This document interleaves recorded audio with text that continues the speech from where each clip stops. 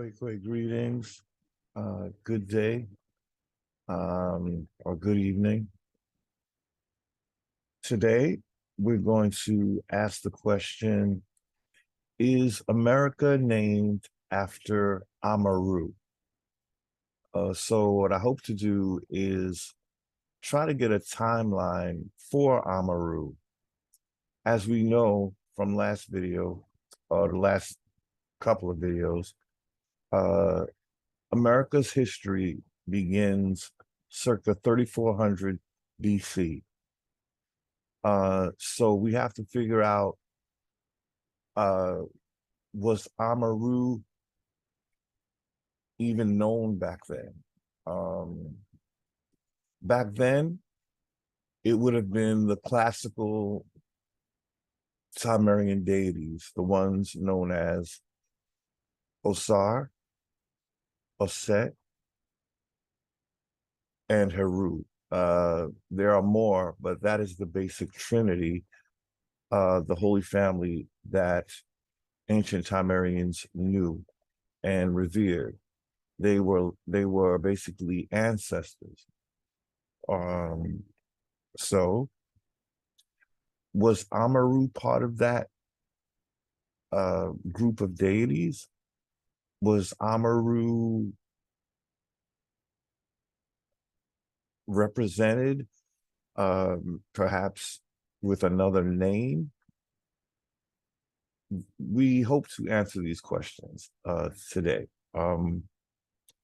It's been a video that I've wanted to do for a while, and I just didn't know where to begin because of AMARU. You know, I wasn't sure where to look for the deity.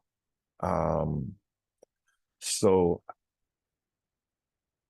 what I did know was that he's mentioned in the Lost Book of Enki. So it seems that he was known to the ancient Sumerians. But once again, we know that Sumeria is a younger culture than Sumeria. So that kind of answers the question right there. AMARU was not around when Sumeria was founded. So let's take a look at this, some of the documentation. I'm going to share my screen.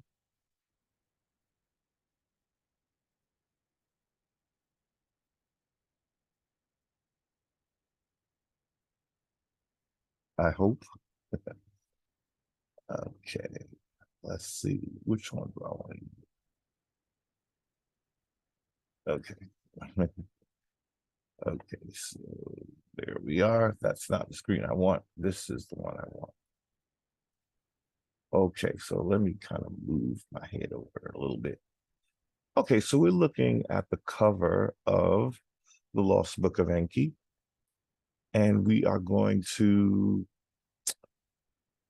look to where AMARU is basically first, I want to say, hinted at. So, okay, so this is the book, Lost Book of Enki, Zechariah Sitchin.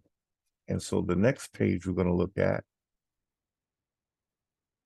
Okay, so I want to, this is the glossary of the book. And in the glossary, we are given a definition of, okay, well, according to the Lost Book of Enki, it is actually Ningajita who is basically morphed into a winged serpent. So the Lost Book of Enki does not mention the name of the deity, okay? But they associate the deity with Ningajita. So let's read it. Ningajita is the son of Enki, master of genetics and other sciences, called Tehuti in ancient Egypt. I'm sorry, and as well as Thoth. But he was called Tahuti. The Greeks called him Thoth. His real name is Tahuti in ancient Tameri. Okay, so Egypt, whenever we see Egypt, just know that I'm talking about America. I'm talking about Tameri. Okay, and so I should say that Tameri is the original name of America. It is not Amaru, is what my delving into this has revealed to me. Okay, so he was called Tahuti in ancient Egypt, went with followers to the Americas after he was deposed by his brother Marduk. Okay, and as you know, I've said before that Marduk, according to the Sumerian version, is Ra. Okay, so already we're dealing with Tamarian deities off the bat. You see, these are Tamarian deities that Sumer is basically, I guess, borrowing, hijacking, renaming. We know that renaming is never a good thing. It's hardly ever a good thing when we're dealing with, tracing these deities, and then the even worse is when they're given storylines that they did not have originally. So for instance, Marduk was never seen in ancient Tameri. Tahuti did not have a brother. They weren't brothers.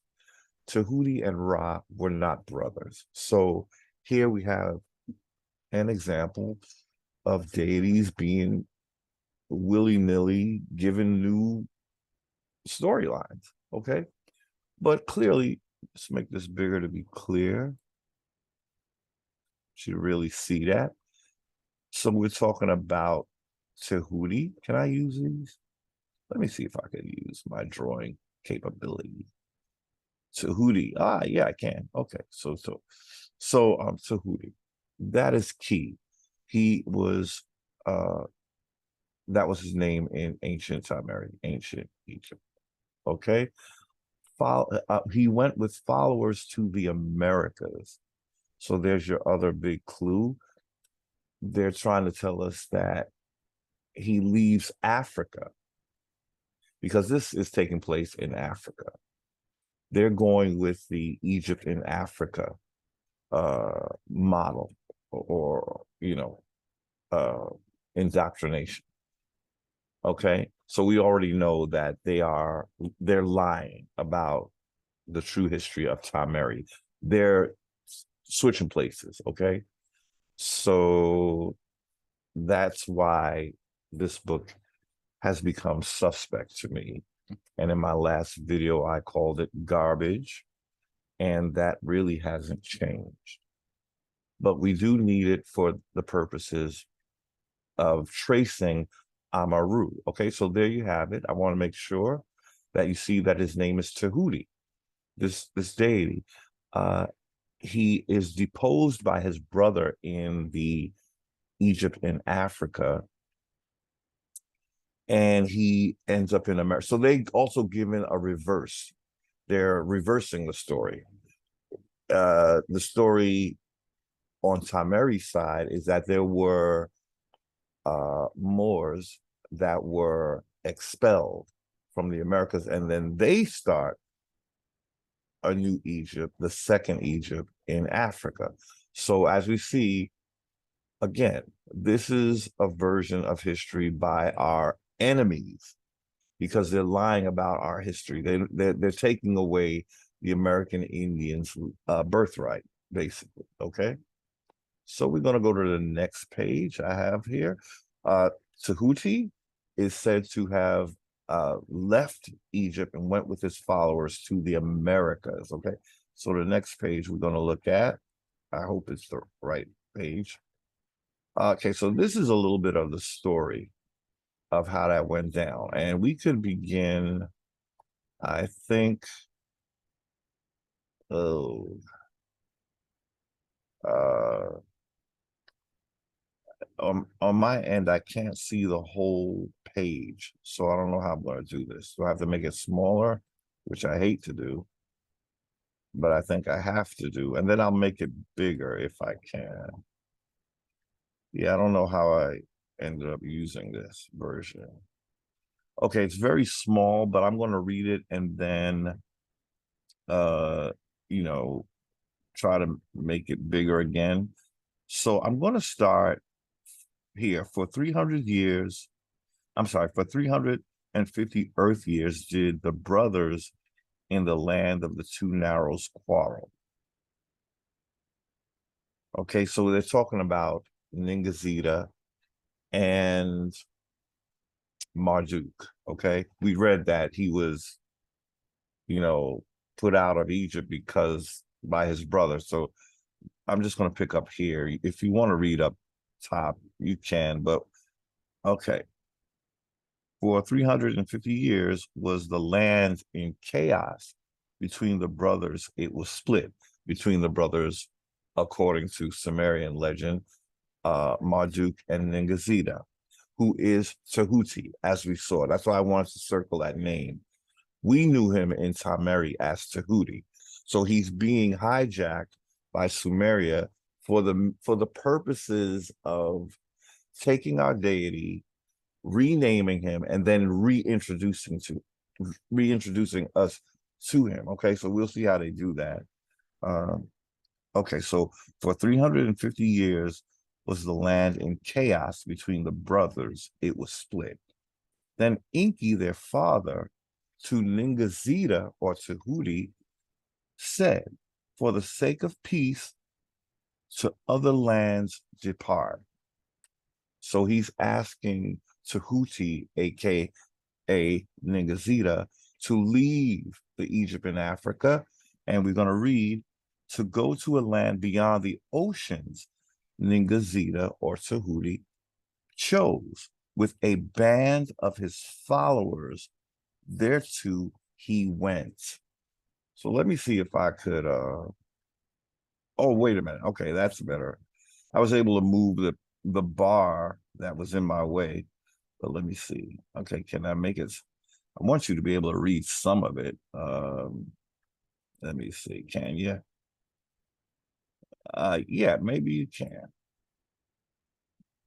Okay, now that the bar, I apologize because there was the Zoom bar was in my way, but I want to make sure you can see this. Okay, so we might as well read it again. Actually, I'll go a little bit, if you don't mind. I'm going to go a little bit higher so you can see a little bit of the argument. Pay heed. I am here in my proper place, Marduk said to Ningazita. You have been my place taker. From now on, only a deputy of mine you can be. But if to rebellion you are inclined to another land, go away you must. For 350 Earth years did the brothers in the land of the two narrows quarrel, talking about Egypt and Africa. For 350 years was the land in chaos between the brothers. It was split. That's between the brothers Marduk and Ningazita. And so let's make sure we have that. It's right here. These are the two that are quarreling. It's Marduk and Ningazita. Okay, just want to make sure we are clear. Ningazita is also known as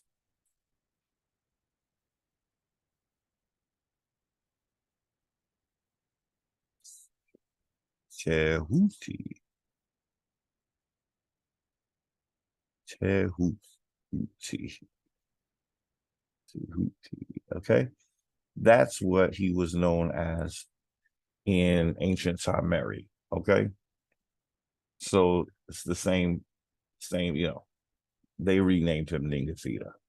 Marduk is Ra. Another Sumerian deity being hijacked and renamed as Marduk by Sumeria. Okay, so this is Marduk or Ra versus Tahuti according to the Sumerian story. Okay. Okay, so then Enki, I'm sorry, for 350 years was the land in chaos between the brothers. It was split. Then Enki, their father, said to Ningazita, over here, Tahuti, for the sake of peace, to other lands depart. To go to a land beyond the oceans, Ningazita or Tahuti chose. With a band of his followers, thereto he went. So now let's go to the next page. This is, I need to blow up. It's at the top of the page. So are we gonna, can we get this to move? Okay. So 650 Earth years was at the time the count. But in the new domain, where Ningazita, the winged serpent, was called, a new count of its own began. So now, Ningazita is sent to America, where he is worshipped or revered as the winged serpent.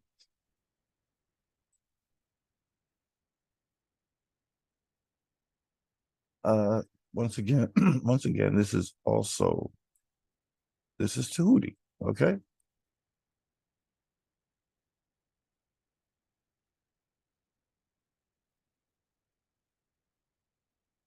Tahuti, okay? That Tahuti is a Sumerian deity, okay? But read it for yourself. In the new domain, where Ningazita, the winged serpent, was called, a new count of its own began. Okay. Okay, so let's be clear. It is Ningazita who, according to Sumerian text, or what Zechariah Sitchin allegedly deciphered, this is what he found, right? So I would say that we could, according to their narrative, we can say that this is the oldest mention of a winged serpent that would end up being called AMARU in America, if we go with this story. But really what I want to do is, well, we're going to go ahead and do it, okay? Let's just go proceed. There you have it. This is the oldest reference to a winged serpent. It's in America. Who else could it be but Amaru or Quetzalcoatl, right? But Amaru and Quetzalcoatl are said to be the same, okay? One and the same. Once again, this is from the Lost Book of Enki, where we are told, as old as Sumerian text, that the deity is a winged serpent that comes to America. It's a lie, but we just want to use it to show the beginning of Amaru, okay? So what I want to do now, I might go jump to, let me see. I might have to get myself out of the way here. What's the next page? The timeline. Okay, maybe we can do this. Okay, so if that is a Sumerian document, right? Sumeria begins 29. Now, we say this all the time. This is where Sumeria is beginning. Their what do you call it? Civilization, okay? So Amaru, according to their story, which I don't believe it, but I don't believe anything that is said to be Sumerian. Number one, they're mixing deities. Like if you want to go with Enki and Lil, fine, but you can't have Enki and Lil and Sumerian deities. I don't think they should be mixed. No, especially when their stories are being changed, their whole story. First of all, if you're going with Tahuti, where's Osar? You know, where's Heru? You can't take some of the deities and leave the others. So this is why this is a disingenuous way of dealing with the deities. I really think it's quite ratchet, quite ratchet. Yeah, it's confusing. It's confusing. Again, there in Tameri, Ra did not have a brother. And if he did, it was not Tahuti. Okay. Okay. So so since I'm looking at this, we might as well go up. So this is where Amaru might appear, you know, according to this story, right? So Amaru cannot be older than 2900 BC. As we know, we're going to go back up to what we looked at before. Did I miss it? Okay. Sumerian history goes back to 3150 and before, and as old as 3400 BC. Okay, these are BC right here, right? So this is Tameri's timeline, and they're not saying anything about Amaru. I promise you, there is no Amaru in this is the early dynastic period of Tameri. Okay, his dynasty one with Narmer. Just to let you know, this is, you know, does she say it at the top here? Okay, Pharaonic Egypt according to conventional chronology. Once again, this is the article from, I told the wrong date last time. I said it was, no, I gave the wrong volume number of, you know, this is from the Journal of Creation of volume 31, number 3, I should have said. I remember saying number 4. And it's perspectives on ancient chronology. We went through this before, and the Old Testament. Okay, and her statement here in this and a subsequent article, I outline first the conventional schemes of ancient chronology for both Egypt and Mesopotamia or Sumeria to serve as starting points for discussion and revision. Then I offer some preliminary observations in regard to correlations of scriptural clues with ancient history and chronology. Her conclusion down here, and we might as well revisit it.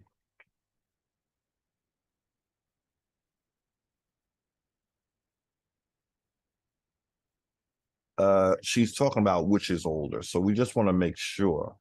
She says, the two tables do not really cohere with each other.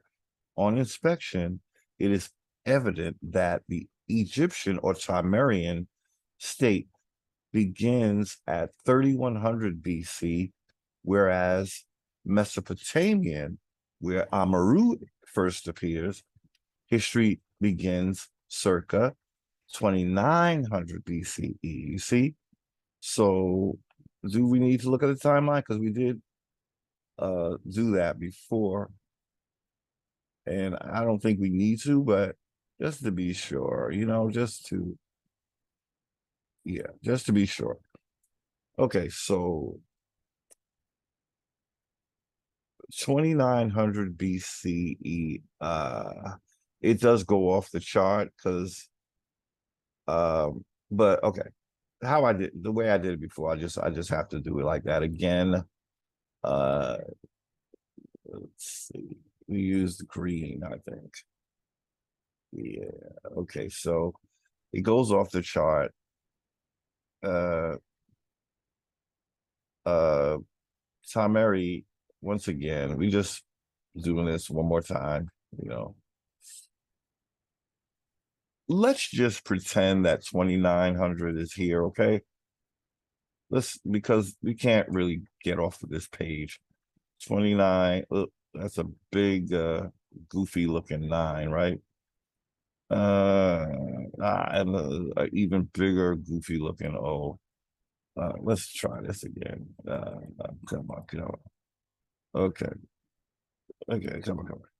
Okay, okay. 20, we're gonna pretend that this is 2900. Just, because we can't really.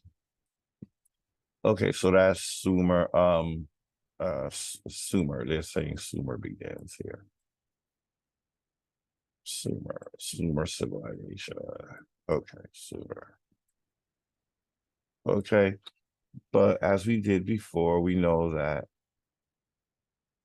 Tameri is, I'm gonna go with the oldest, 3400, even though this is before the kingdoms are united. It does go back to 3400. Okay, so that's Tameri, not Amaru, because Amaru is coming here, you see? So I'm not going to say this is Amaru Ka, because Amaru was not even thought of till after 2900, you see? So already we're debunking Amaru as the name of America. It was Tameri.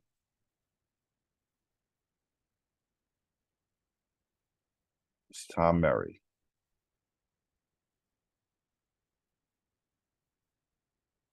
Okay, Tameri. Fierce R, right?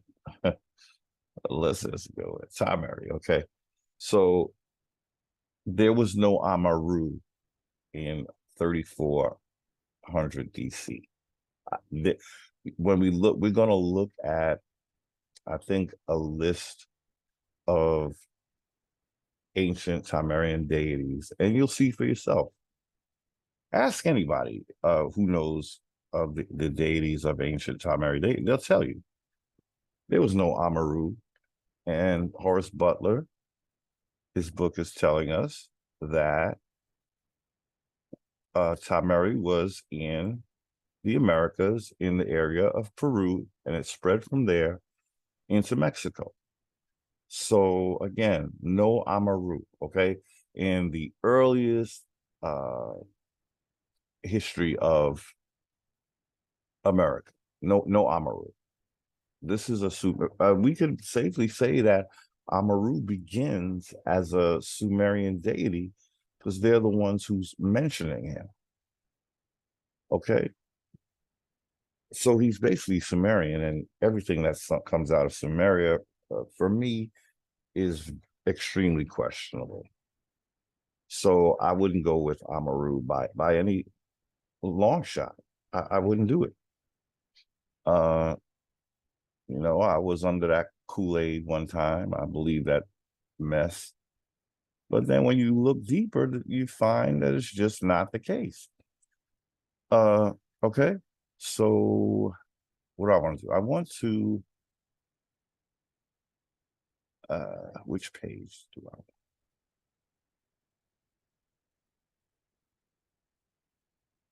Okay, so, okay. Ningazita or Tahuti is called the winged serpent that goes to America. And again, we saw here, he was Ningazita, right? He began as Ningazita, but when he and his followers are sent to the Americas, It's not saying it here, but he's worshipped as it says here, the winged serpent. That's Amaru. So Amaru, according to the older, if Sumer is older, and I would have to agree, it is older. Well, we'll look at that. Okay.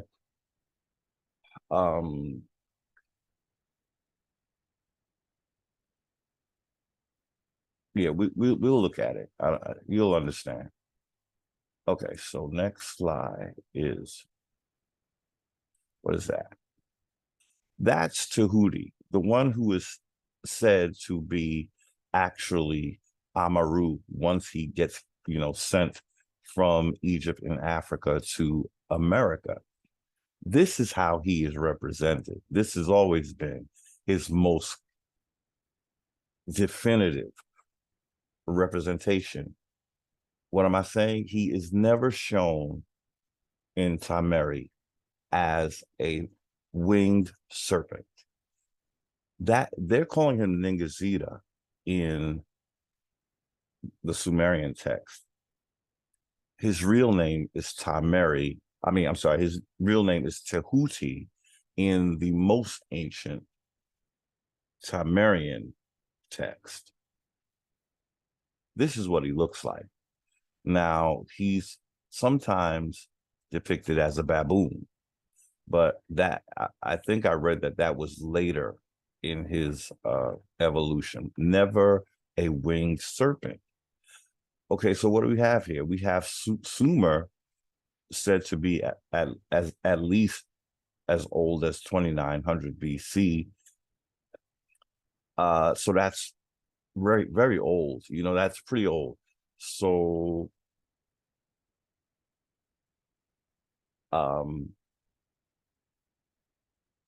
they are saying that Amaru is actually this deity.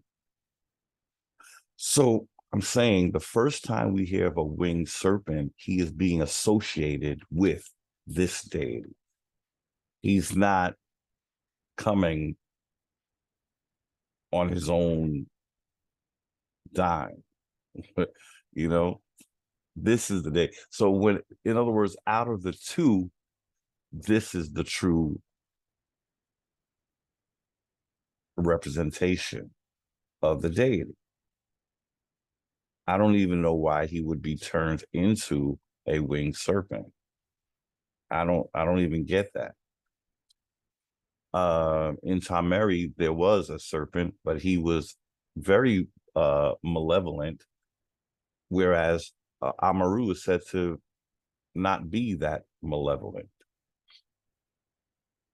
And some deity that was for the people, more or less. But so what I'm saying is the only serpent deity that I know of that is that significant in Tameri is Apep, and he is altogether malevolent, whereas they're trying to say Amaru is not that malevolent. So it's just chaos, if you ask me. It's a little bit of mixing and matching too much. Okay, that is the definitive Tehuti. He's never depicted in the oldest tradition of Tameri. He is never depicted as a winged serpent. So this is a strike against the oldest mention of Amaru. Okay. Okay, so we want to read a little bit about Thoth, because he has a few names: Thoth, Tahuti, Ningazita, and Amaru. They're linking him with Amaru. This is what he was originally. Okay, so that's like, there he is. That depiction I just showed you. That's that. It's ibis, an ibis bird, or ibis, IBIS. I never know how to pronounce it. Ibis or ibis. That's how he's depicted. So how does he turn into a winged serpent? But there he is as a relief. Okay, so did I want to say? So let's read about this rather important deity. Thoth is the Egyptian god, or Tehuti. That's the Greek version of his name is Thoth. It says Thoth is the Egyptian god of writing, magic, wisdom, and the moon. He was one of the most important gods of ancient Egypt, or Tameri, alternately said to be self-created or born of the seed of Horus. Now, I never heard that part. From the forehead of Set. That I definitely did not hear. I definitely did not hear that. But, you know, we just want to get a rough idea. I've never heard this before. I don't know where they're getting that from, because he was the one who helped Horus or Heru in the battle with Set. So I don't see how he could be born of the young Heru who he was helping in the contendings between Heru and Set. So, okay, so there's some of these bios are just a little bit off, okay? But what we're looking for here is we want to see, does it say anything about him being a winged serpent, a feathered bird, or whatever? Or, well, he is an ibis bird, but he's not a plumed serpent bird, okay? Okay, so, okay. As the son of these two, this is crazy. This is crazy. This part is crazy. I did read this, but I decided I'm not going to focus. I just never heard this particular version of his story. So I don't even know what this is about. He's a son of two male deities, huh? This is not anything I've ever heard. And I know the basics of these deities. I've never heard this before. Okay, so let's spit out the bones, okay? The son of Horus and Set. Okay, that's crazy. And I know this people can probably turn off the video right here, but we need to go further. Okay, let's just get past this, because it seems like they're saying that it wasn't a sexual union. It was the seed of Horus, but the forehead of, okay. Okay. In this regard, he is also associated closely with both the principle of Ma'at, divine balance, and the goddess Ma'at, who personified this principle and who is sometimes seen as his wife. Okay, so that I know that his wife is Ma'at, the goddess of divine balance. Okay, the top part is really bugging me, and I must have had something else on this page that was more important. Did I highlight anything? I didn't. So that I should have, because it looks like it's a lot. Okay. There he is depicted as a baboon. That's why I took this version of his story with the craziness at the top. I really want to get to how they represent him, you know, how he's depicted. I told you he's sometimes a baboon. There he is in his more typical, okay, I'm gonna move this a little bit. Okay. So now I gotta look this way. Okay. So, okay, how do I do this? How do I do it? Okay. I go to the top. Okay. So this is how that's how he's depicted. An ibis headed male, copper colored Sumerian American deity. Look, his copper is still on his body, you see? And he's known for that beak. Okay. Excuse me. Excuse me. It's 6 in the morning, so I'm going to be yawning. This is why I took this. It wasn't so much that I want to read every little thing about him, but what we're going to do is do a word search and see, is he anywhere depicted as, let's see, we'll start with Amaru. Okay, so there's no Amaru. Serpent, maybe? Okay, there is serpent, but look what it says. Now, I told you that the only serpent deity is Apep, but he's also known as Apophis. So maybe I should I highlight that?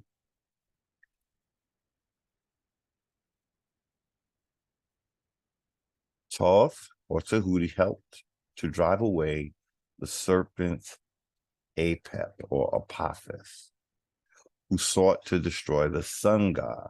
Okay. His participation in overthrowing of Apep or Apophis linked him to the cycle of day and night. So he intimately to the lives of human beings. Okay. So what is this saying? This is saying that he actually would kill the serpent deity that we knew of in Tameri. So if Amaru is actually Apophis, as I said in my last video, what that means is we were given a malevolent deity to worship as if he was a benevolent deity. And they would do that with the Americans. They would do that. You know, I don't think it was just in more recent times that we have been lied to. I think our people have been lied to for as long as we forgot that we were Tamarians, is the way I'll say it. Because we would have known that a serpent deity, that the one that we knew of, was malevolent.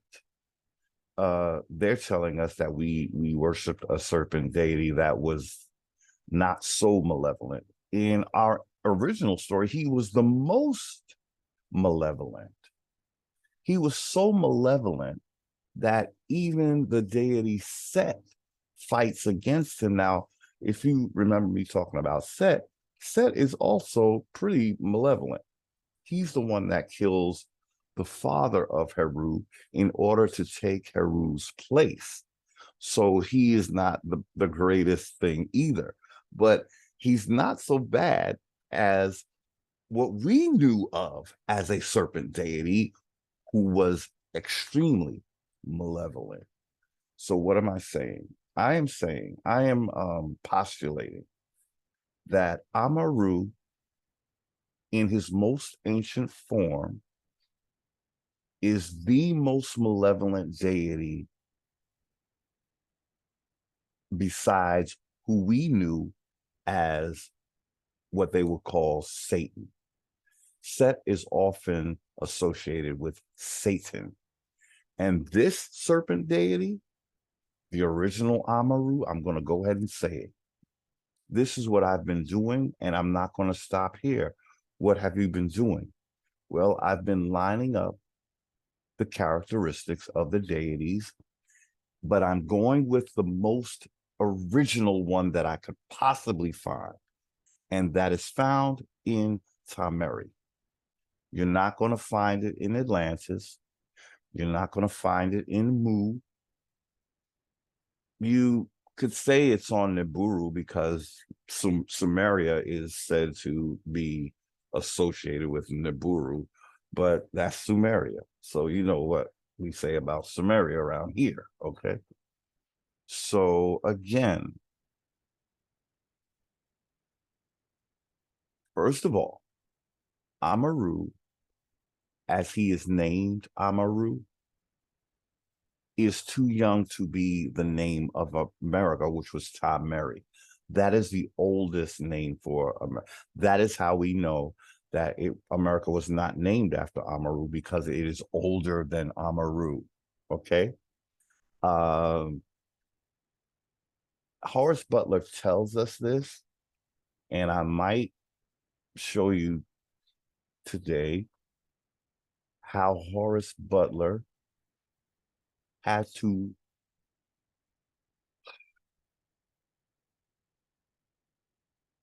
remember when I said that I don't think our writers can tell us the truth. Well, I have the receipts for that statement. And I'm going to try to see if I can show you tonight, because one is one of the recordings that we heard. Well, I can tell you this. If you listen to the video before last, America is a more ancient civilization than Africa. In that video, I played a clip where Horace Butler says that the Wolsey-Muller map originally designated America as Tameri. That was the $10 million map. But a later version of the same map, Tameri was taken off and named America. So in his book, though, Horace Butler doesn't say that in his book. He says it in an interview, but he doesn't write it in his book. This is what I found just earlier today. It's amazing. It's amazing. I really hope to get to that. Or should I do it right now and not play games? I do have the video queued up, but it was something where the video was very... Okay, let's do it now while I'm talking about it. I'm going off course a little bit. Okay, so this is... We'll backtrack after this, okay?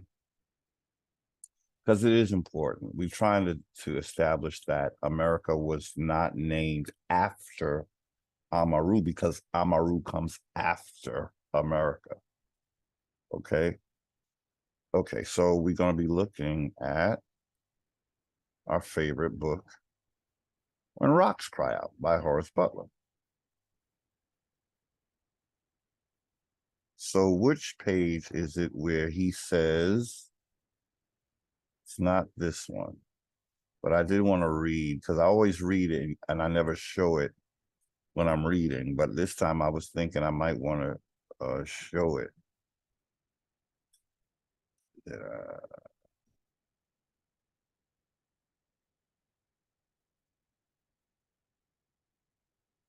This is it. Now, it's said here, Wolsey-Muller removed the name America when he published the map again. Let's highlight that, because they didn't put it in the book. They didn't write it. Oh, can I highlight it? Maybe I can't, because this is not that kind of document. Can I? Let's see. Oh, I can. Amazing. Okay. Okay.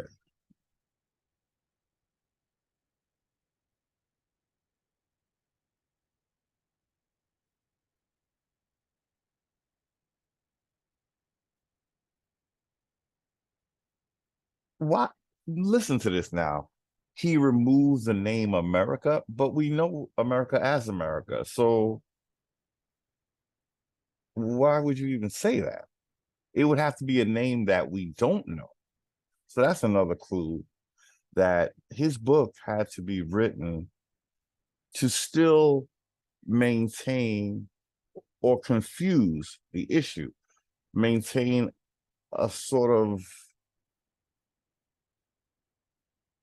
to mislead, basically. It's Wolsey Muller removes the name America. No, he didn't, because America's still called America. So let's see if I can play the video clip. I hope you can hear it. I have it queued up. Let's see if we can hear Horace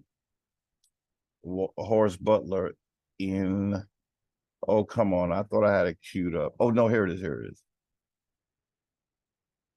Yeah, okay. Again, the volume is not. Wait. No, that's not where I had it. I had it queued up. Come on now. It's not where I left off. Okay, I know where it's at. Let me see. Okay, it's here. Okay, if you can hear, please listen. I'm trying to, as you see, I have the volume up as high as it can go. Okay, let's see. Now listen to when Horace Butler says what name was removed from the map. Listen carefully. It's a little low, but please listen.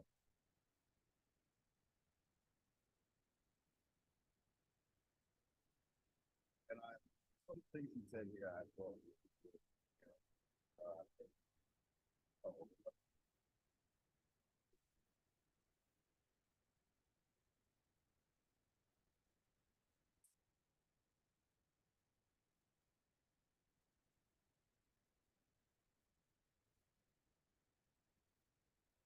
It's very low. Very.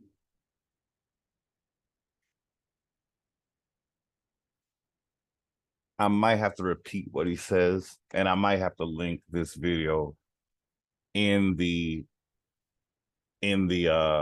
description box. Amen. Wow.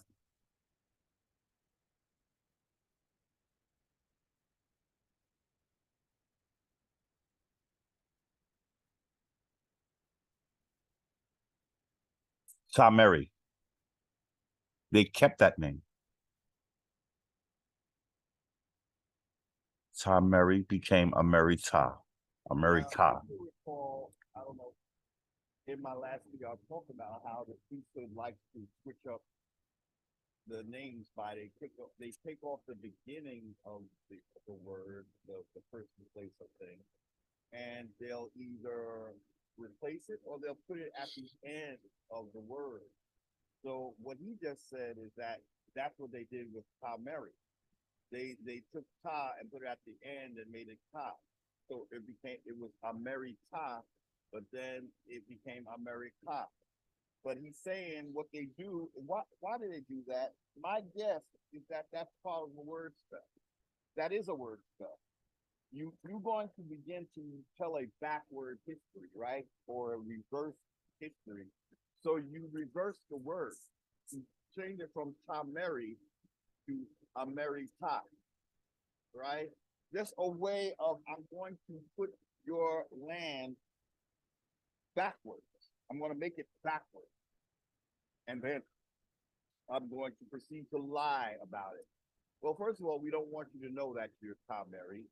So that's part of the reason why we're changing the word, but it's also a word spell. But so I just want to show, I'm glad I showed that because I want to show that this is what we're talking about. When you take a prefix and you make it a suffix, you know, and that's what he just said. Let's play it again. The beloved land, Mary.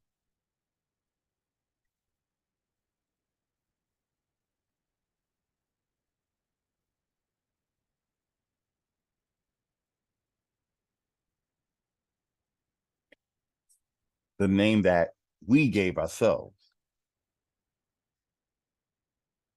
The $10 million map.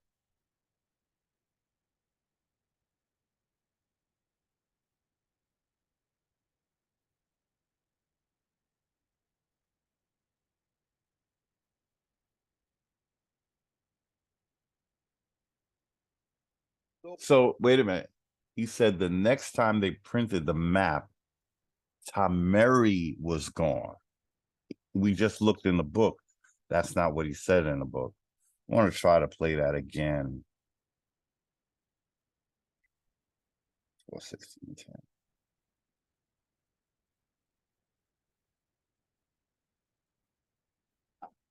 But he's saying what they do. Why do they do that? My guess. I didn't want to go that far.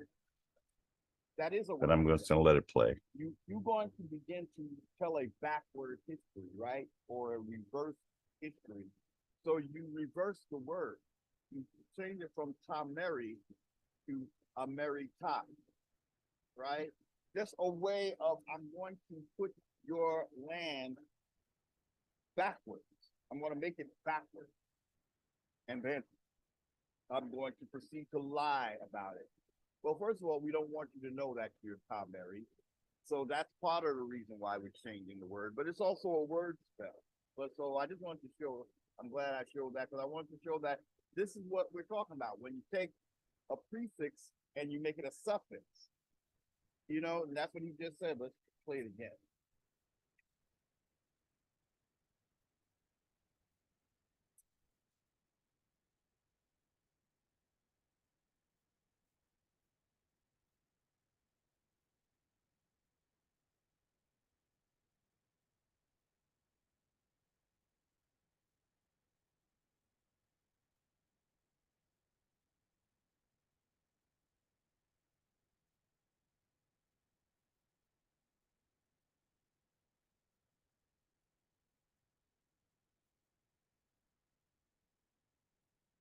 Okay, so let's break down what he's saying. He's telling us about the name Tameri that he says Egypt gave us, but that is the name we gave ourselves. We were called Egypt. That was the name that was given to us by the Greeks, but we called ourselves Tameri, okay, not Amaru. That's what he's saying. Now, he's going with the 3400 BC time frame. He's not going with Amaru, who is after circa 2900. That is why America is not named after Amaru. Okay? That Khan stuff, Amaru Khan, we're going to see that had to do more with basically the Moors. You know, that was like the Genghis Khan, you know, the Mansa Musa type of thing. Those were the Khans, okay? Amaru Khan. And you know, that's what they're trying to link it to, but that's not the first name of America. And I believe what we're going to see is that it was between the Aztec and the Incas where this Amaru is showing up, but definitely the Aztecs were infiltrated. You know, they're not the original people of 3400 BC. So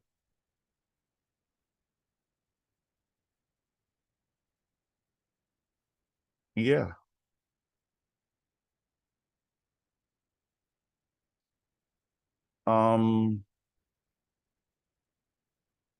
It seems that there was some activity before, well, there was, but before Columbus came with the Spanish, you know, and it may have been when the Asians or the Asiatics were in America. I think that possibly could be it because clearly we have an unoriginal people with the Aztecs, even the Maya. You know, from what I saw, they don't go back to 3400. We do. So it's looking like the Maya, the Inca, the Aztecs, they're not the original people. And we're going to see the timeline of their civilizations tonight. Oh, the same thing we did for Africa, unfortunately, we have to do for America. And then we begin to realize how long America has had foreigners. So again, getting back to what he said, something was removed from the Wolsey-Muller map. And it could not have been the word America, because America is, he shows us what it was changed to. It was changed to America. But he's saying there was a word that was removed right in the same few sentences of him talking about Ta Mary. America was named Ta Mary, not by foreigners, but by us.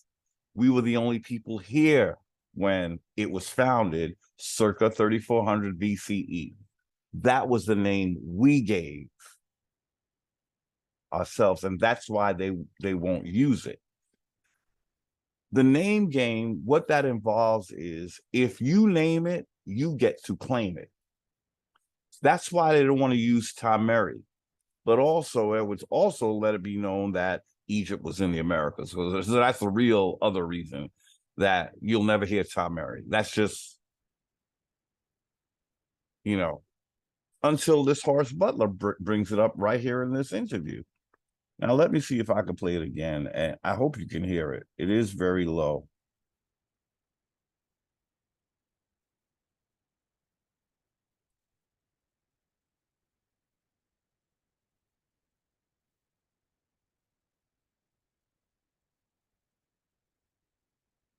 I don't want to hear myself again, but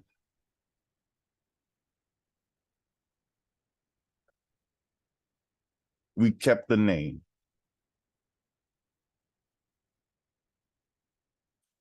He said that was the big mystery behind the $10 million map. Okay, let's let him finish.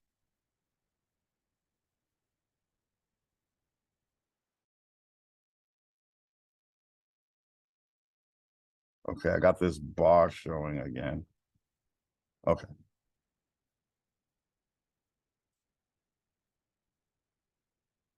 And then put the name America.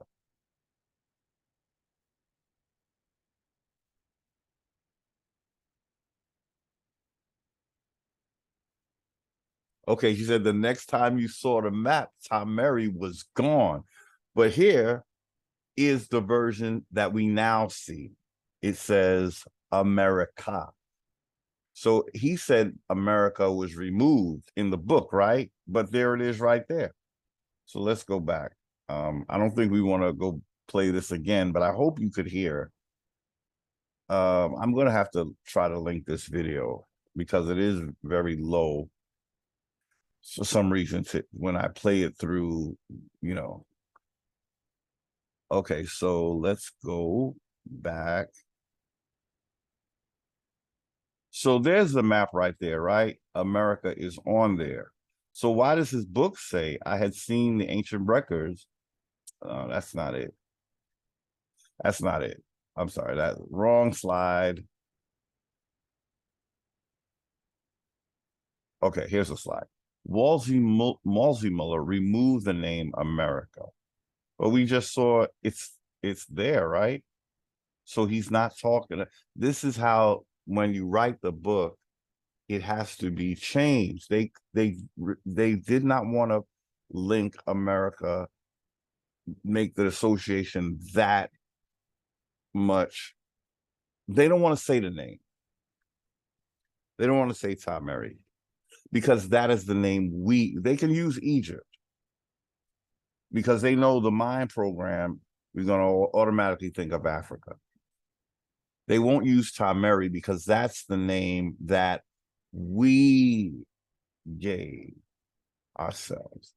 When we use that name, we take ownership of our legacy. When we use the word Egypt, we're inputting Egypt with Greek. We're adding a Greek. So it's like, say this is our legacy. And this is the word that links us to our legacy. It's us linking ourselves up. So this is Tameri. This is the land. This is the legacy. They go together. Us and the name, the legacy and the land. But if we go by somebody else's name, when we go to make that connection, we're going to have another people in the mix, and we're inviting them to partake in the ownership of they take ownership by naming it. So if we use their name, we're sharing our birthright, but we don't have to. You don't have to. The most definitive name for America, as we go through this video, I hope you will realize it is Tameri. That is the word you will not hear. Any word that you hear that's being thrown around like AMARU and AMARU, you know, that's the main contender, right? What's it? There another one? We're dealing with AMARU, so you don't have to go with the others. But the one that's more obvious is likely the one that is not the right one. Tameri is the one. Okay. So what was our next? Yeah, I just wanted to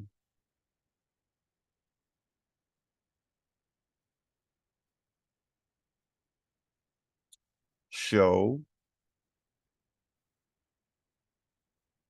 that nowhere on this page, as the Book of Enki is indicating, is nowhere is Tahuti being shown as a serpent. We're at the bottom of the page now. Yeah, this is other stuff. Okay, so nowhere on this page, they're showing us the different versions of who Sumeria calls Ningazita, but we call Tahuti. That's another picture of him. There's the beak, but you're looking at him from the front, so you can't see the beak as much. That doesn't look like a winged serpent. That's Thoth or Tahuti, right?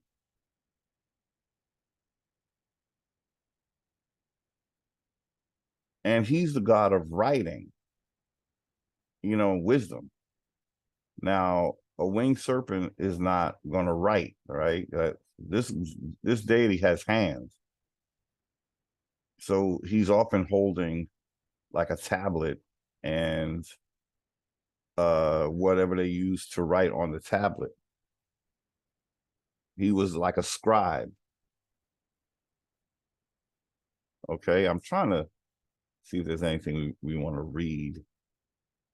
But yeah, he stands before the scales in the book of, well, we call it, it was called the Book of Coming Forth by Day, but they call it the Book of the Dead. But he stands before the scales which weigh the heart of the deceased and record the verdict. So he's about truth and integrity, you know.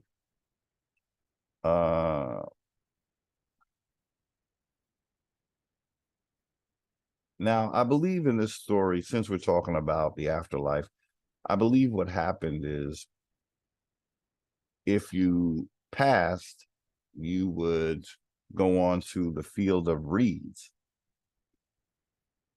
like they're talking about here, paradise. And I don't know why it turns to blue when we have yellow selected. Okay, scribe, blah, blah, blah, blah, become one lead. Okay. The scribes had every reason to believe they would be welcomed warmly after death in the hall of truth and pass to the paradise of the field of reeds.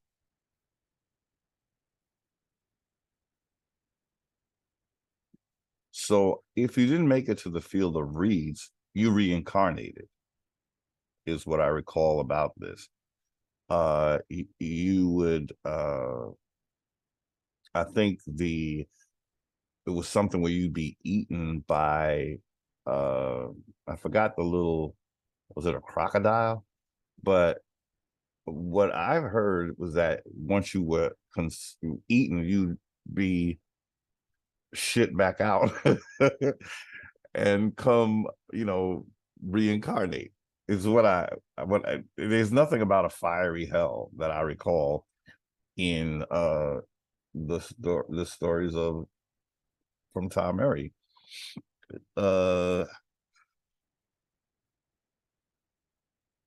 Excuse me.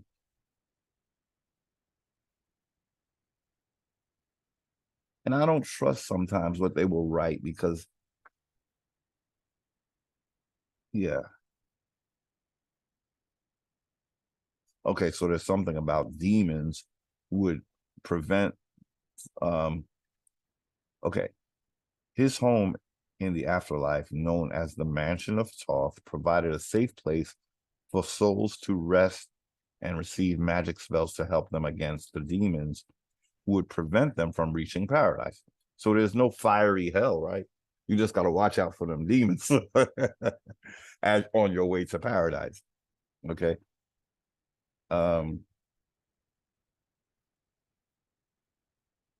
Okay, so that's not the topic today. So I just thought it was interesting. Okay, so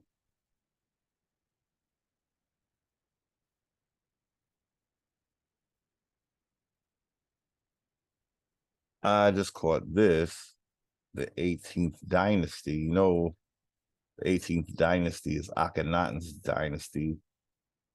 And is it him that turns Thoth into a baboon? He wouldn't like Thoth too much. Actually, Akhenaten didn't like any of the deities too much because he got rid of them. That was the problem with Akhenaten. He was changing he was getting rid of the deities, the ancestors. So here I'm seeing that a statue from the 18th dynasty shows Thoth as a baboon.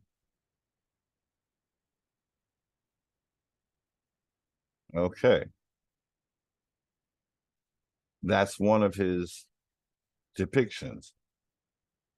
Thoth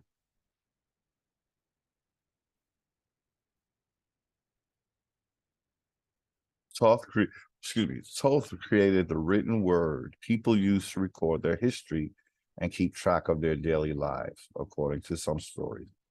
Thoth invented the word and gave it to humanity, while in others, Thoth was the creator, and his consort, Seshat, I thought it was Ma'at, but he had more than one girl, I guess, gave words to the people. In still other variations, Thoth was the creator, but Osiris and Isis gave words to humanity. Or Osar and Aset gave words to humanity.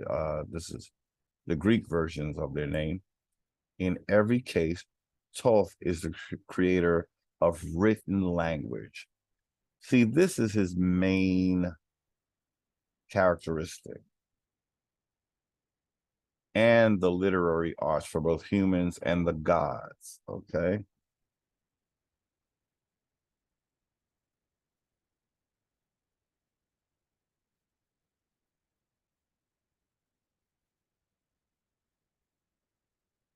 So he has a whole character profile that has nothing to do with Amaru, although the oldest mention of Amaru is saying that this deity turns into Amaru once he gets to the Americas. This is why we're looking at his profile. We're trying to get little clues to what he was about, right? So that we can compare him to Amaru. Already we see he's not even depicted as Amaru. What am I saying? I'm saying the Sumerians are liars, okay? Now, I figured this out a while ago, and I hate to keep saying it like this, but that's what I'm seeing. You know, you can't just change deities like that. You can't. It's very disingenuous, especially when you're a younger civilization and this deity has already been given its characteristics, and you're trying to say that that's not him, and he turns into. Now you're saying that the same. Now here's the other weird thing. Tahuti originates in Tameri, right? So let's go with that. Sumeria is saying that, well, they're not saying it, but we're going to put the story together and say that that would mean that Tahuti leaves America, right? And ends up in somehow in Sumeria's legends. But in their legends, he comes back to us as a winged serpent. It's just not adding up, okay? It's just not adding up. Why am I focused on Tahuti Toth? Again, because the oldest that I find would be the Sumerian text, and they are saying that Amaru is Tahuti. That's why we're looking at Tahuti, because in the oldest writings, it is being said that he is the winged serpent. We look at it again, to make sure, you know. But in the new domain where Ningazita or Tahuti, the winged serpent, was called, a new count of its own began. So even when he comes to America, a whole new time begins, you know? So how do we know that Ningazita is the winged serpent and that Ningazinga is Tahuti? Well, it was the first page we looked at. That's why we looked at this page first. But we just want a reminder: Ningazita, son of Enki, master of genetics and other sciences, called Tahuti Toth in ancient Tameri, went with followers to the Americas after he was deposed by his brother Marduk. Well, we know this is a lie, because Tahuti originated in Tameri, and Tameri predates Sumeria. See, the thing with Sitchin's books and what his books are saying is that they're trying to say that Sumer is older than America or Tameri, and it is not. That's why this story just falls apart when you do the timeline, okay? And you see that Sumeria can only be after 2900 BCE, okay? And according to Horace Butler, our history in Tameri, America, goes beyond 3400 BC. So this is too young. Amaru is too young, but Tameri, that is what we named ourselves. So that is the true name of America. Okay? The true name of America. I believe that if we use it, even if we use it among ourselves as indigenous, it has the effect of tying us back and calling up our deities and our land as it was originally named.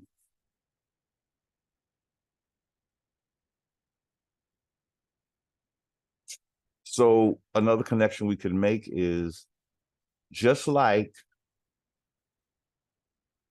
okay, that map that we saw, right? That is basically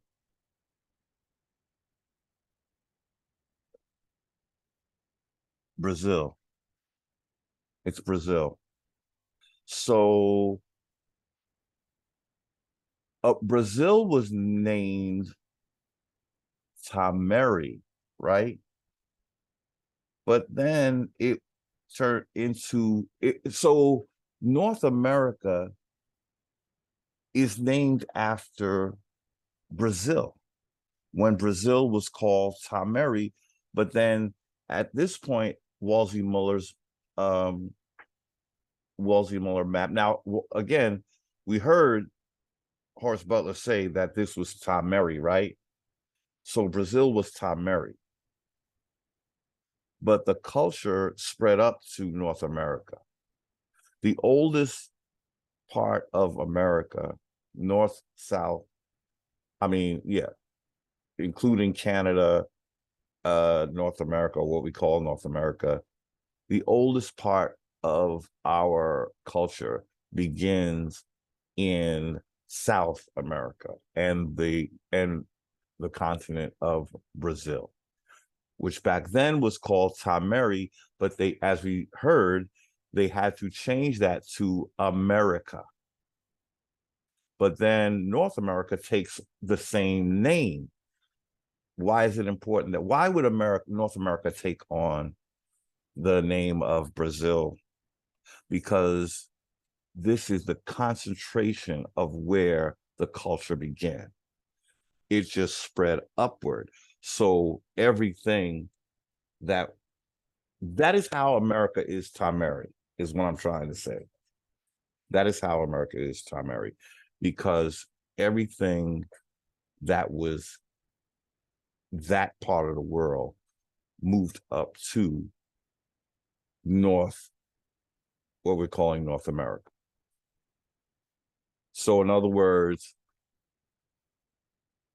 the whole landmass was Tameri.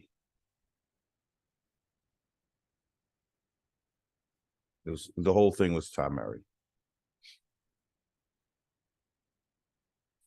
And this is a clue to, even when he named it America, that's kind of a clue to why North America is called America. We're named after where the culture began. That's what I'm saying. And the culture began as Tameri. Okay, so now I think we're done with listening to that. I hope you heard it, because I don't want to replay it again.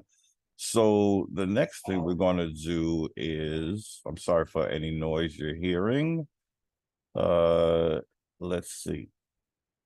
The next thing we're going to do, what is this? Okay, that we're reading about Tahuti. And nowhere on here is he, we'll do another, did we do the word search already?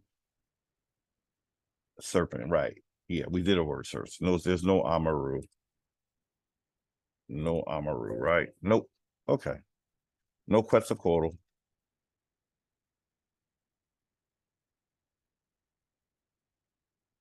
Yeah, that's the only QUE.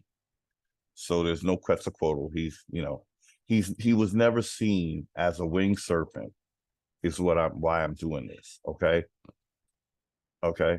And according to Sumerian text, their winged serpent that comes to America, that they're saying or insinuating became Quetzalcoatl or Amaru, their version of that deity is based on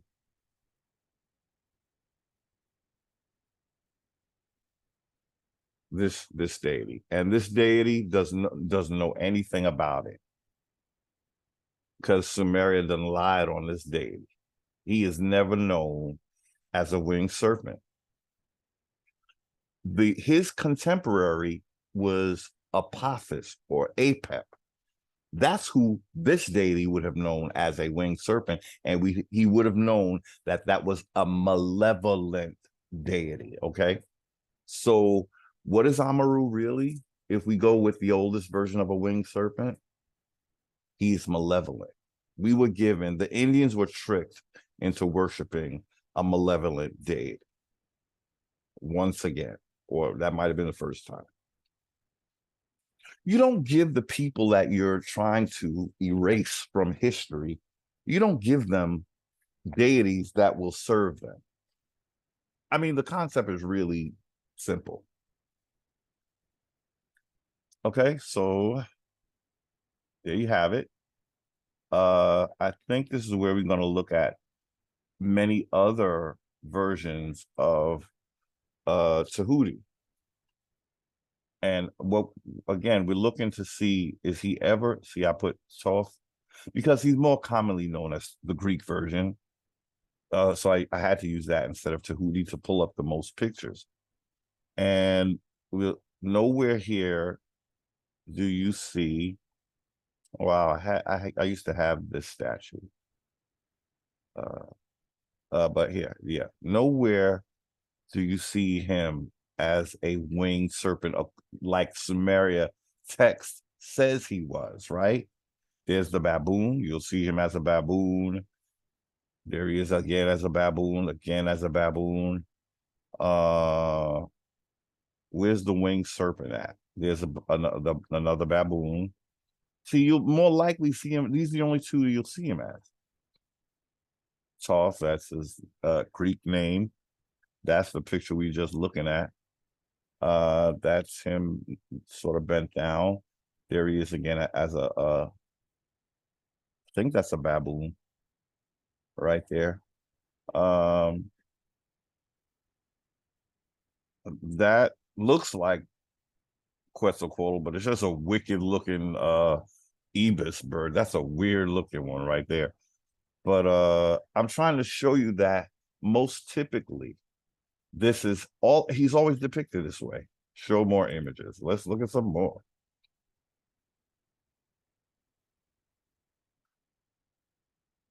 Well, somebody put him on their chest.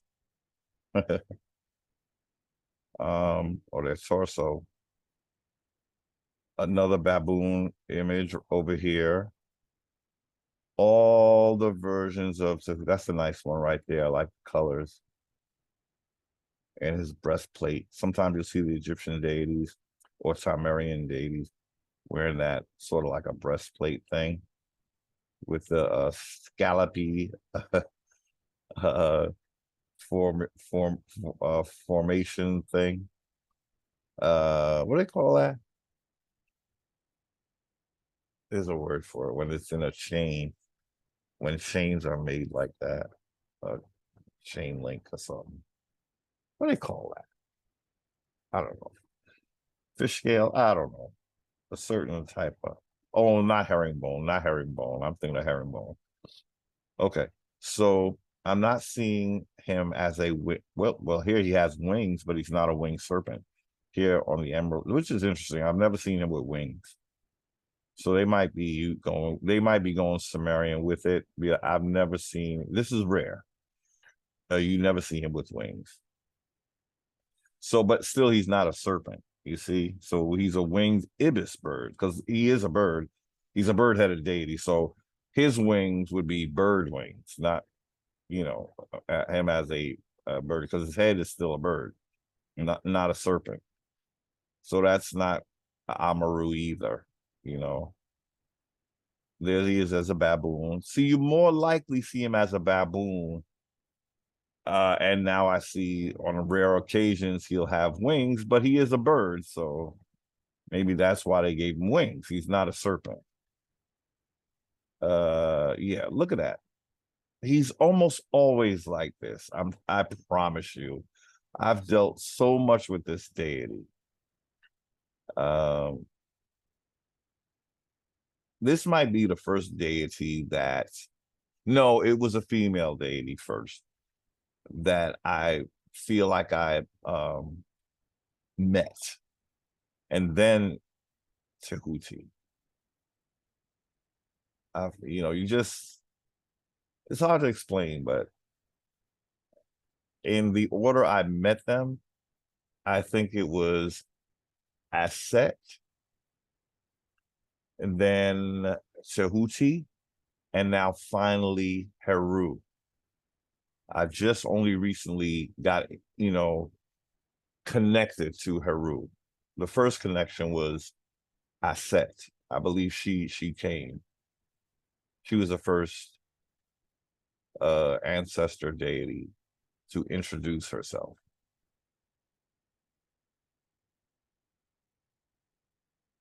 And yeah, again,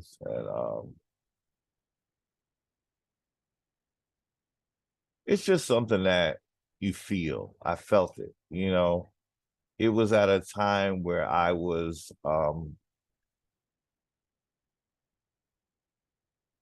seeking companionship, and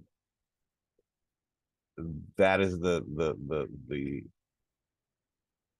spirit that seem to have made themselves known, you know.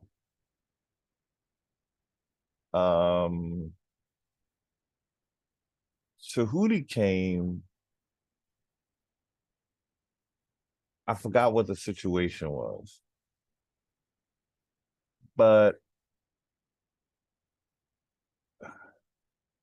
he has to do with wisdom and knowledge. So I guess he was there as soon as I got on this journey of, you know, learning all of these, you know, but it's been, I'd say since about 2000, since the year 2000, is when I think it started. I had an incident where I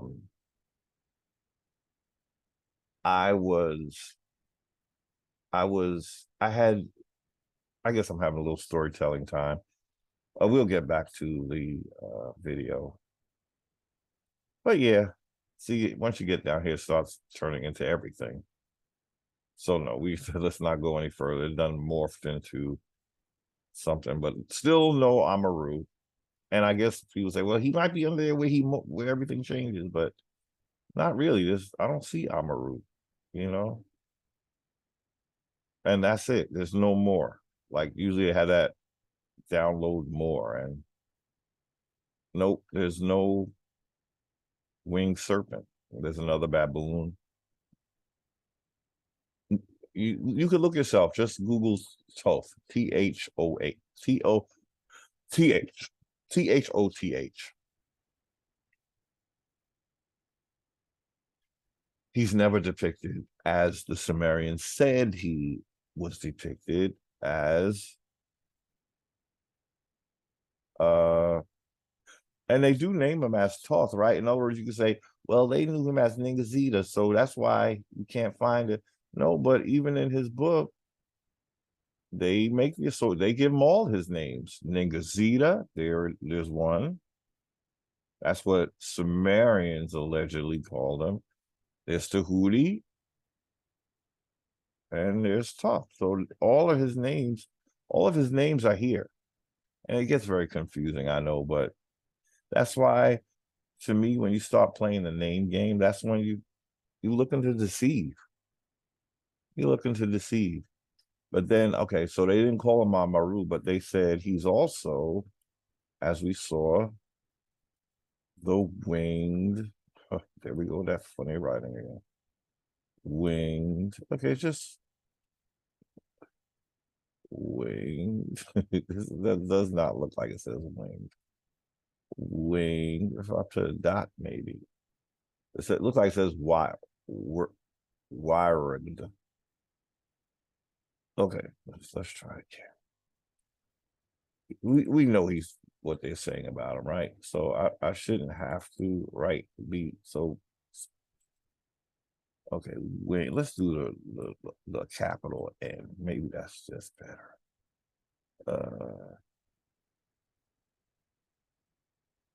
Winged. Let's finish that. Winged, and I guess a capital E. Winged.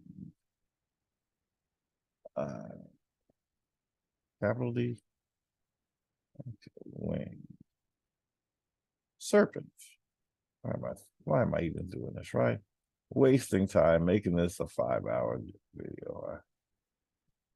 Okay, so winged serpent. I just want you to see all the different ways he is called. But this last one is not him. So let's put a question mark.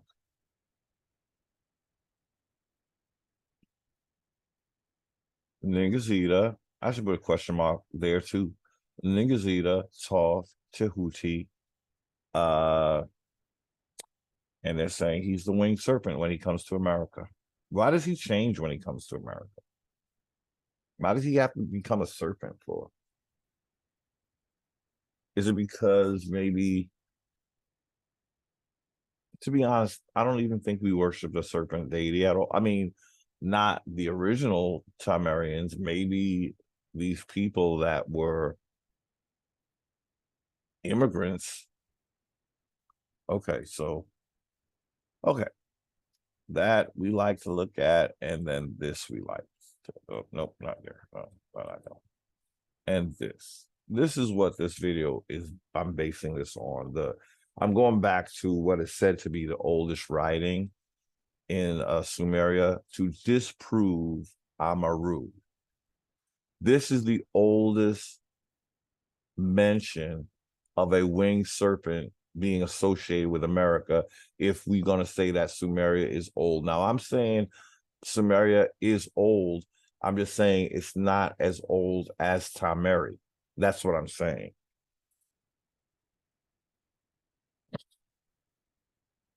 And they still might be, having time added to their history. But the common thought is that they are about 2900 BC or 2890 BC. Around that time is when the Sumeria has a, civilization begins about that time, 2900 BC. They're too young to have named America by this winged serpent that they're talking about, which they're acting like they didn't give him the name. We just send a winged serpent to you, or we sent him. We sent him as what did they say he was though? Well, if they're going with Tahuti, they know he was an ibis bird, but they're saying when he goes to the new region, he's a winged serpent, but they didn't know him as a winged serpent in Sumeria, is what he's trying to say. So why did he change when he went to the Americas? I guess some will say because the Americas was worshiping a similar. No, Americans had APEP. Sumerians had APEP. So yeah, so that's where we see in the age of ancient Tameri is, well, it's before 3100 BC, and the history of Sumer, where the winged serpent is being dreamed up, is around that time. So that's why these can't name these. The people here can't name the people here because they already have a name, Tameri. So you can keep your winged serpent that you didn't even bother to give a name to because you're saying it's Tahuti, which is another deity from here. So it looks like you're borrowing our deities and then sending them back to us or something like that. Well, okay, you can borrow them, but don't rename them and don't try to give them a new storyline because you're lying. Toth, here's his. They're calling him Toth, but we call him Tahuti, but there's him as Toth. I think he was also known as Hermes by the Greeks. There he is as a baboon. There he is on a super fat shirt or a super hot shirt. Okay. Oh, wait a minute. What's this? That's interesting. Let's look at that. Because here's another Sumerian version of, let's look at this. What are they saying? Because there's an error. Okay. Whatever. Because you're lying, that's why. So it don't exist no more. Let's see. Anyway, this is the little blurb is saying, did the Anunnaki build the pyramids of Giza? And then it says Thoth equals, you see what it says? Thoth equals Ningazita. So they're taking a Tamarian deity and renaming him. Okay, so I think we have enough of that. What's the next where we look? Okay, so now we want to look at Quetzalcoatl a little bit and see where does he begin? in our timeline. It's all about timeline. Okay, timeline, it really makes or breaks your case, right? So I couldn't find worldhistory.org entry for Amaru. Apparently they don't agree with that either. So I took the next best thing that they had, which was Quetzalcoatl. So let's look at Quetzalcoatl. Did I highlight? I should have highlighted. Or do I have it twice? Maybe that's why I didn't highlight. I should have highlighted. Okay. Well, I didn't. So we'll do it as we go. Okay. Okay, let's hit the highlight. Okay. All right. All right. All right. Okay, so Quetzalcoatl.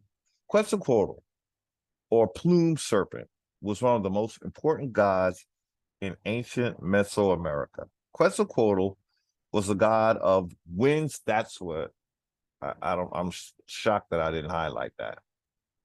Because we're gonna look again, going with the oldest version of a god of winds and rain. Can we call winds and rain a storm? See, I like little word plays. So here we have Quetzalcoatl being associated with a storm god, a storm deity. And if you watched any of my videos, you know that I talk about a storm deity called Set. So 2 times we have Amaru being associated with Apep or Apophis, and then we have Quetzalcoatl being associated with Set, a god of wind and rain. That's the storm deity. They're just saying it nicely, okay? But that hit me right away. Right away. I'm starting to see how they do it, you know? What's happening is the ancient Indians of America are still being given gods from like Sumeria, in the case of Amaru. And this deity, which, well, let's read further, because I started to see that on the timeline, they seem to appear around the same time, or just in the 1200 to 1500 AC. That's when the Moors are really, you know, going around and setting up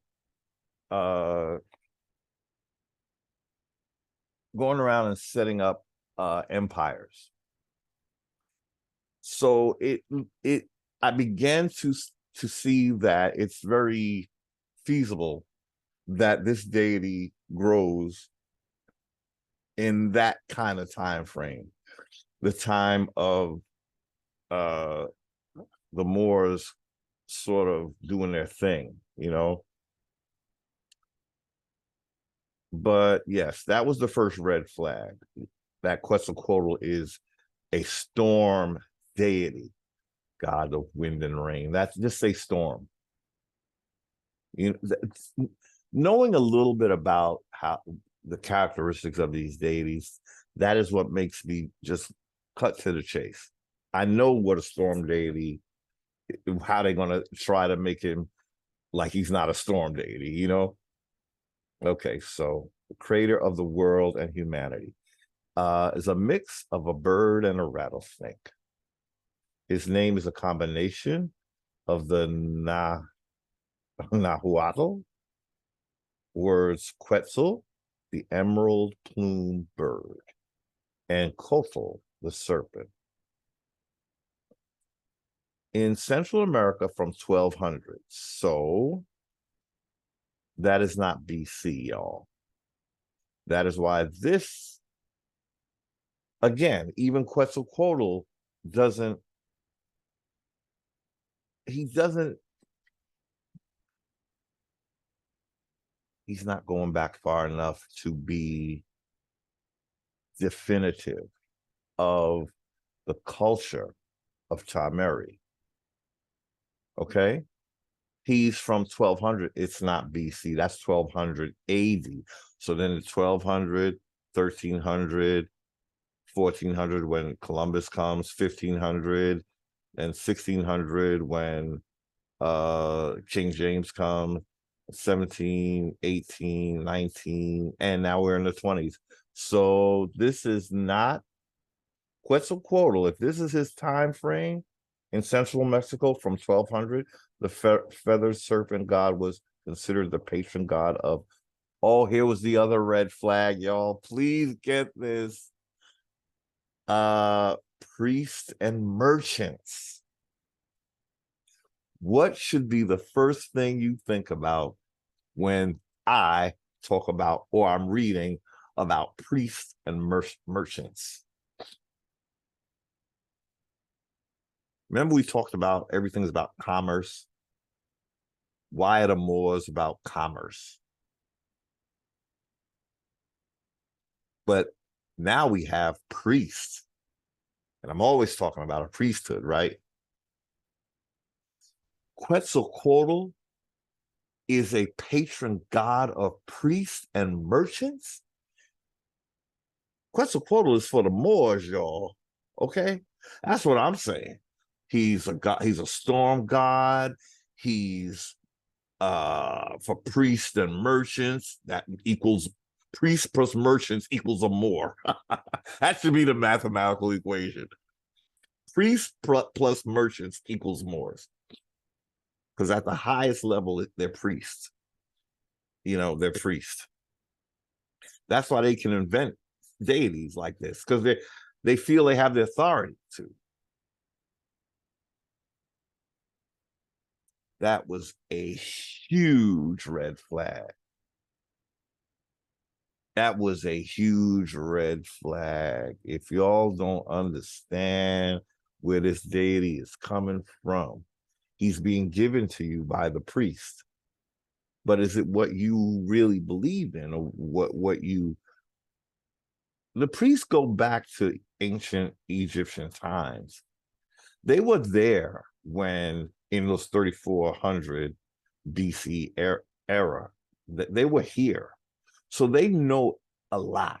They just know how to mix and match it and mix it up and recreate our deities and feed them back to us over the generations after we've been stripped of our identity, because as most of our indigenous, they don't want to be associated with ancient Tameri. I think what I'm hoping my videos will show indigenous is that if you're going to call yourself the first people, you really have to look at the first legacy on Earth and the first civilization. But I don't know if people get that. You have to be first, you have to own what was first. If you don't own what was first, you're going to be challenged every day and twice on Sunday. The babies are going to challenge you until the adults own what they need to own to take the authority that they need. You got to stop your indoctrinated version of ancient Egypt. You got to get that crap out of your head. Whatever, because there's like an aversion to it, which you'll only find with our people. That's why the brainwashing works so well with us. All we have to be told is that, oh, those culture was evil. Where in any other culture, they're not going to just look and say, oh, that culture was evil. They're going to like, well, what were they about? You know, they're going to ask questions. Our people's like, oh, that's not of God. I'm not going to, I don't even want to hear, la, la, la, la, la, la, la. And that is a huge mistake. You got to be adult enough to at least look. But if you are working off of old information, even as you're awakening, and you're just not really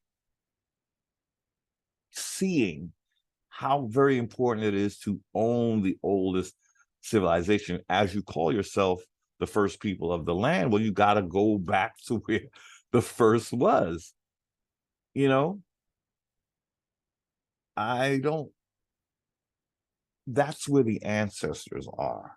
Like, if you're reaching for your most ancient ancestors, but you don't want to go back to where they began, well, you might as well stay converted. You might as well stay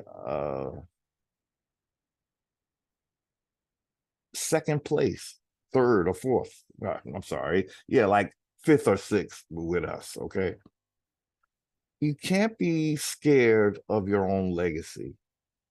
You can't. I don't know what the aversion is. I don't know what people think of, because I don't have those same thoughts about ancient Sumeri. I never did, to be. I guess it has to be the Africa connection. People still, you can, do a video like this and break it down, and people still don't get that this was an American culture. I think the idea is that people think that Egypt was something that Africa gave us, and that then you're not paying attention to what's being said. You're really not.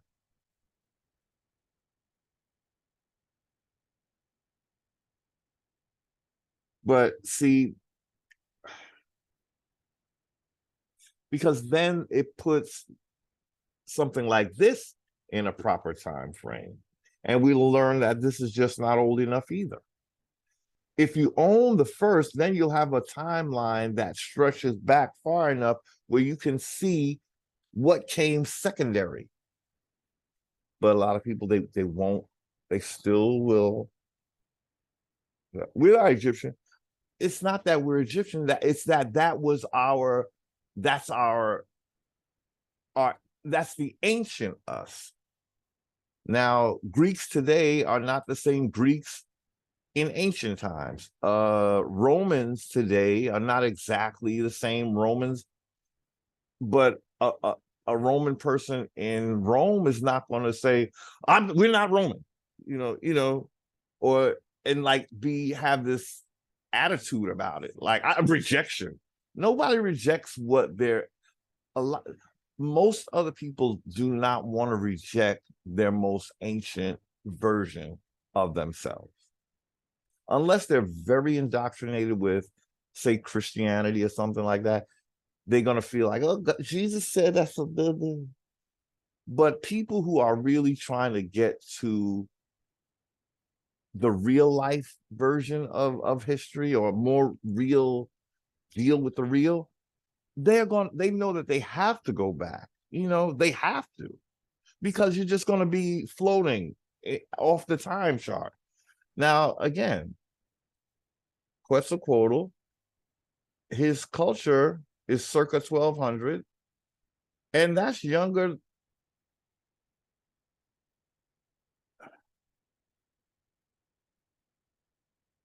Trying to think of the oldest legitimate African nation that we looked at, but it's in that same period though, like Mali, Somalia. What was the other one? Zimbabwe. So America, we got to go back further than those to claim first place. Okay. Because this is around that time where we could have been infiltrated by, and we were, because these people are not the original people of these lands. That's all I'm saying. That's all I'm saying. These people, they're just too young. When I'm looking at this time, okay, so let's look further down. I know I'm stuck here, but let's continue. In central Mexico from 1200, the feathered serpent god was considered the patron god of priests and merchants. Oh, if that's not saying it all. Oh, don't want no parts of Quetzalcoatl. I'm telling you that right now. I'd rather go with the what, Tahuti, over this. If he has something to do with the priests and the merchants, that got more written all over it, y'all. That's all I can say. This is not the deity for us. This is not the day, I promise you. He's like a maritime Ugh. As well as the god of learning, science, agriculture, crafts, and the arts. Yeah, yeah, yeah. But the first ones is the real deal. Oh, here was another one. Was identified as the morning star. Yeah, I had this highlighted. I don't know what happened to my highlights because I highlighted this stuff. I don't know where it went. Because we're gonna look at again, we're gonna look at some of these. Okay. So you got a little preview there. That's 3 points of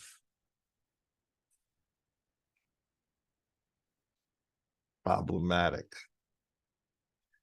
You're a god of storms, like Set. You're about priest and you're the patron god. Let's say patron god of priest. So this is what this is the deity that priests and merchants go to.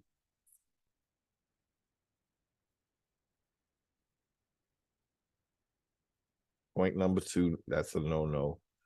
And was identified as the morning star. All right, that sounded very, very Satan.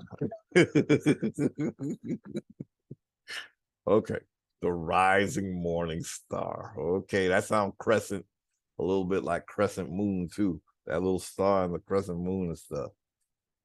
He was associated with opossums and even discovered corn. Yeah, okay. With the help of a giant red ant that led him to a mountain packed full of grain and seeds. He was known as Kukulkan to the Maya Gugamats. Isn't that the dance that Wednesday does? The Gugamat, the Gugamat. What's the and then what's the there's some moves in that dance that are so funny. And then what's the other one? The other one is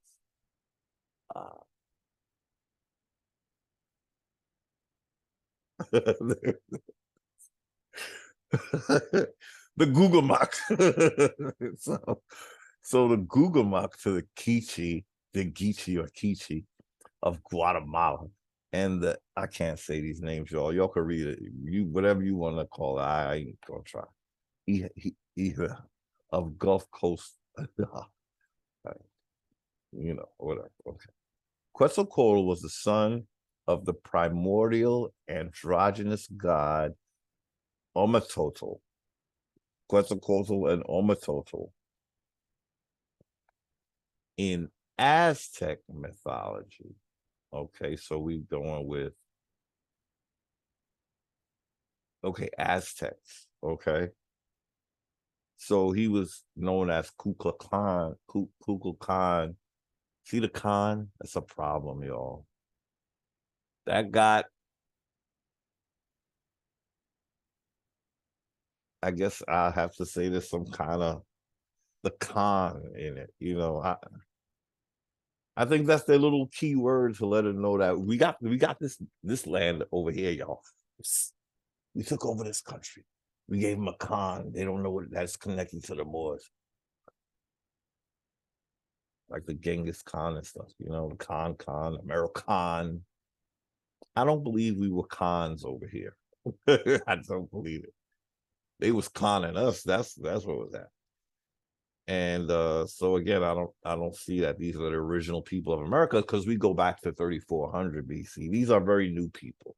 So they might be, different amalgamated, it would be reason, it would stand reason because we are a BC people where these are all AC AD people, right? So they're worshiping these things that we didn't know nothing about when we founded Jerusalem. Now Jerusalem is named after Heru. Not none of this no,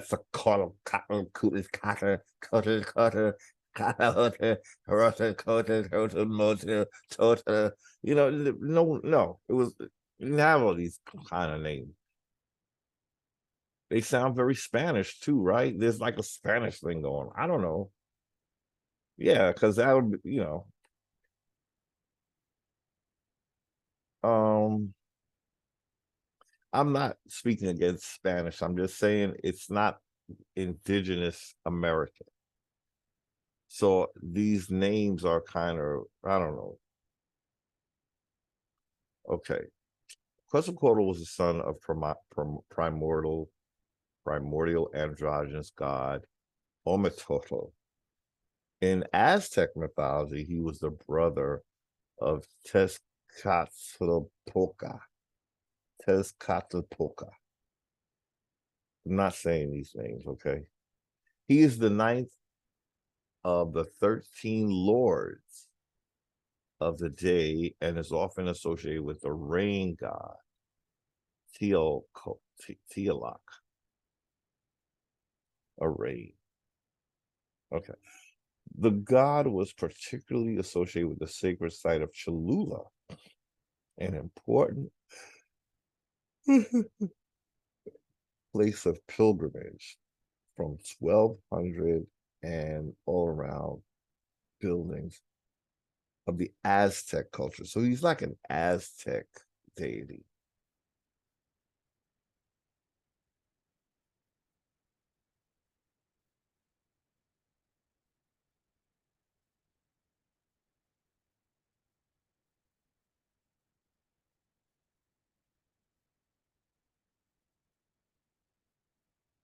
The earliest surviving representation of Quetzalcoatl is from the Olmec civilization, with a carving at La Venta of a beaked snake with a feather crest flanked by two Quetzal birds and a sky band.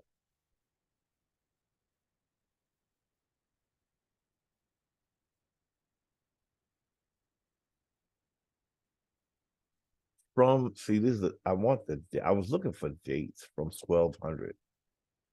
Okay. Reference. Well, you're saying he began in 1200. You say in the late class 1200 in Mexico.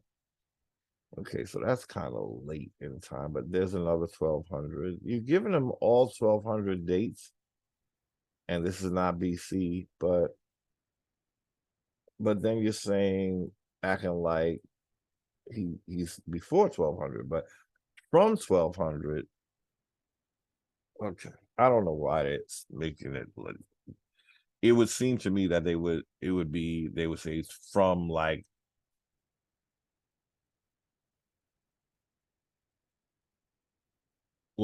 after 1200 he was something else, but they're saying from 1200. Well, he seems like he began in 1200. Okay, so this didn't give me a very good timeline, which all it keeps saying is 1200. So I'm going to just go with 1200. It's not BC, y'all. So this is very new, and we are a very ancient people. So these Indians are not the original Indians. That's all I'm saying. The ones who were into AMARU, Quetzalcoatl,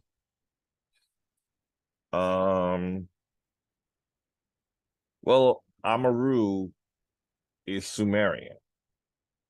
Quetzalcoatl, I think he's a little bit kind of Muhammad. I don't know why, because it's his time frame is just right before the 1300s, and I find that that's very too new and suspect.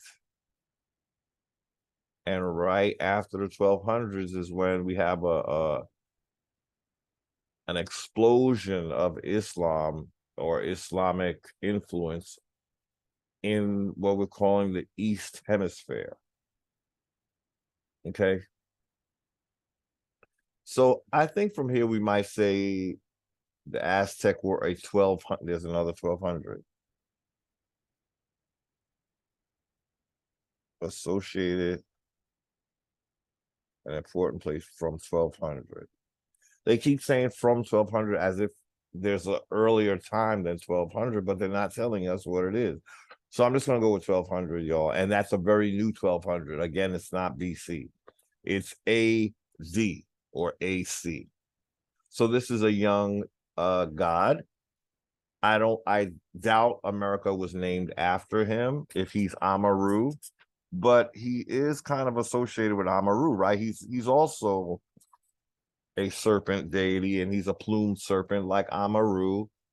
I mean, they're not putting the wings on him all the time, but he's the winged serpent. So we're just gonna go with 1200 until we know better, right? Because they're not giving us any other.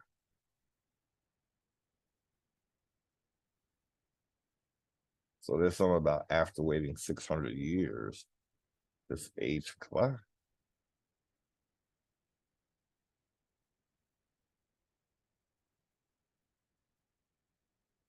Another. Oh Lord, see, wait. See, I was trying to also keep showing. Now they're saying this multiple times, this thing about strongly associated with wind and rain clouds, in particular a bringer of rain clouds. Wind and rain equals storm. Okay, it's a storm. And I'm telling you, the deities that these people are being given are malevolent deities. Those are key words to someone who knows the ancient storm gods. Those are like, it's like code words, sort of like of a storm god, okay? And we're gonna see what the most ancient storm god is said. This is not a benevolent deity. And so far, Amaru and Quetzalcoatl have different links to malevolent deities. One is Apophis. They're both Apophis. But then Quetzalcoatl is with the rain and storm. Now, in the ancient story from Tameri, Ra is the sun. So Ra has to fight Apep, who is a storm deity. Like well, yeah, because the sun has to come through all of this chaos, you know? Yeah, the Ra as the sun had to fight against what blocks the sun? It's clouds. And then, especially if there's rain and wind involved and all of that. So they sound like enemies to Ra, is what I'm saying. Both Quetzalcoatl and Amaru are enemies to Ra to a certain extent. They have the qualities that Ra has to conquer in order to shine every day. Okay. I don't know how he's a creator god. First of all, if you're coming in the 1200s, what are you creating? What? Cabbage Patch people? So, okay, I think we get it with Quetzalcoatl, but I really want to take note of the several mentions. And I'm going to have to read this too, because these are red flags to me. So let me erase this so I can red flag. I'm using pink because it's easier to see through. If I use red, you can't really read it. But I have to give this the reddish flag or the pink, whatever that color, because those are red flags. Wind and rain, a god for priests and merchants. The fact that they're putting priests with merchants, that's a red flag because that's very Moorish. very commerce. Okay. I'm gonna pause for a minute. And wait, do I have to stop? I have to stop.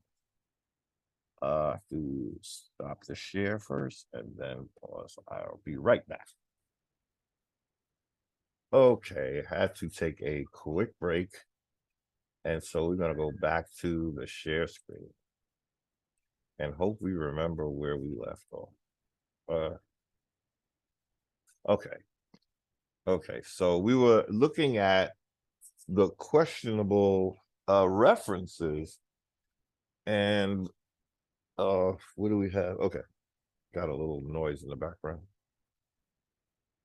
That the red flags, that this is why I think it's important to have a basic knowledge of the oldest civilized excuse me, the oldest civilizations deities, because then you'll see the red flags like I do, like these things that I highlighted. Now the priest and merchants thing, that's just more recent with knowledge of the Moors, but the wind and rain god, you're referring to him as I should put the morning, I should highlight this as well,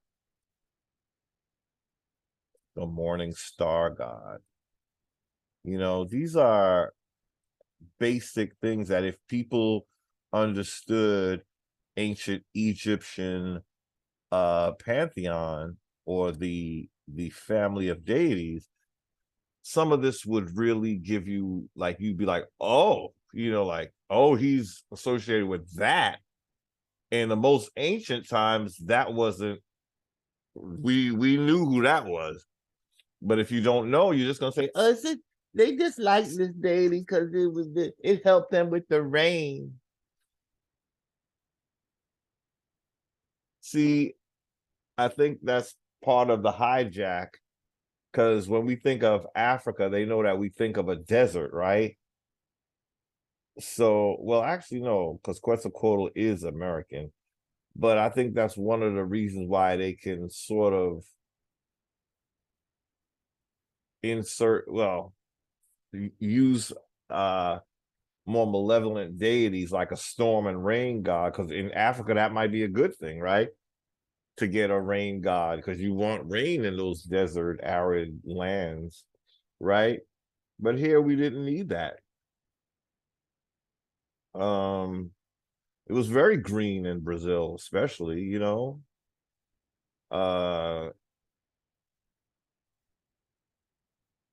So yeah. So okay, so we were looking to see, you know, we got our red flags, a bringer of rain and clouds. You know, it sounded very Set to me, but you got to know who Set is, and then you'll know who these others are being associated with. But if you keep turning our backs on the most ancient civilization, talking about, oh, I don't want to know nothing about that, we wasn't that, but it's still a guideline for you to know what these other ones are basing their stuff on, because they will admit that a lot of stuff is coming from Sameri. Sometimes you will get the cultures that admit that it's taken from, and so then that's another thing where you got to see the importance. If other cultures are borrowing so much from ancient Sameri, who are we to turn our nose up at it? I believe that's one of the reasons the ancestors had a problem with us and would have us in a situation like we're in. If we keep doing the whole Christian thing, oh, I don't, you know, I thought we gave up the Christian kind of disdain for other culture and learning what they were about. You know, that's something that a lot of Christians have to do, you know, because they can't learn about other deities. But once you give that up, I think that you got to go running to find them, you know, to get a full picture. Excuse me, bothering me. You know, so that's why I can look at Quetzalcoatl now, and this, I didn't even know this about Quetzalcoatl till I went to look up this stuff to, you know, do this video. And I was here like, what? You know, Quetzalcoatl is a storm deity, basically. You know, that's one of the first things they say on this page. Quetzalcoatl was a god of winds and rain. Now, all this other stuff is coming later, but that's what this article is primarily meant. This is worldhistory.org. You know, let's see the credentials of the person, because I think all of these slides that are from Mark Cartwright, a full-time author, researcher, historian, and editor.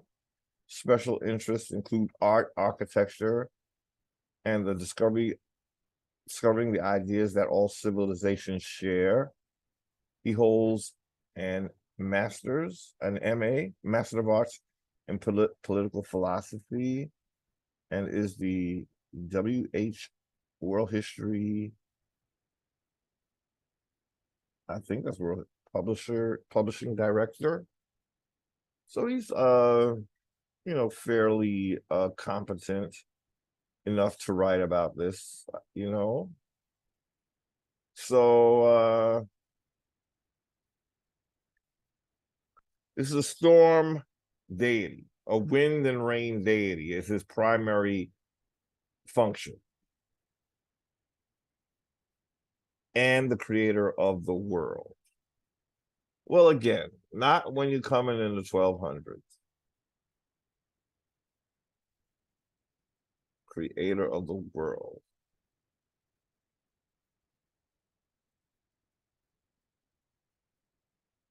I just think you'd be more than a storm god to be the creator of the world.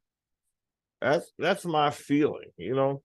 So let's move on. I'm getting a strong 1200 vibe, and even if it's a little older than that, it's still not BC, you know. So this is young to have had that much, you know, pull with ancient America. They wouldn't have known nothing about this.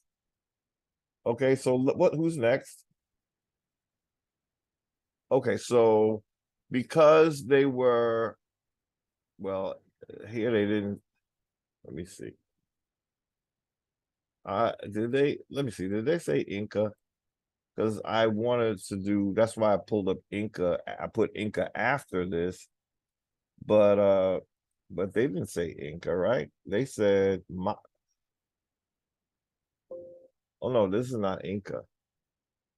Which Indians were this? Well, these were, they mentioned the Olmecs here. Aztec. Okay, so then let's go to Aztec then. Okay, so we won't go to Inca, but it seemed like, okay, why do I have two Incas? I want Aztec, and then I guess we'll go to that later. Aztec. Okay. Because we sort of mentioned of Aztec and with Quetzalcoatl, let's see what we can learn about see. Oh boy, that date. This is giving me more. This is giving me Moorish. The Aztec Empire, 13th. Now that's the Abu Bakari and the Mali era.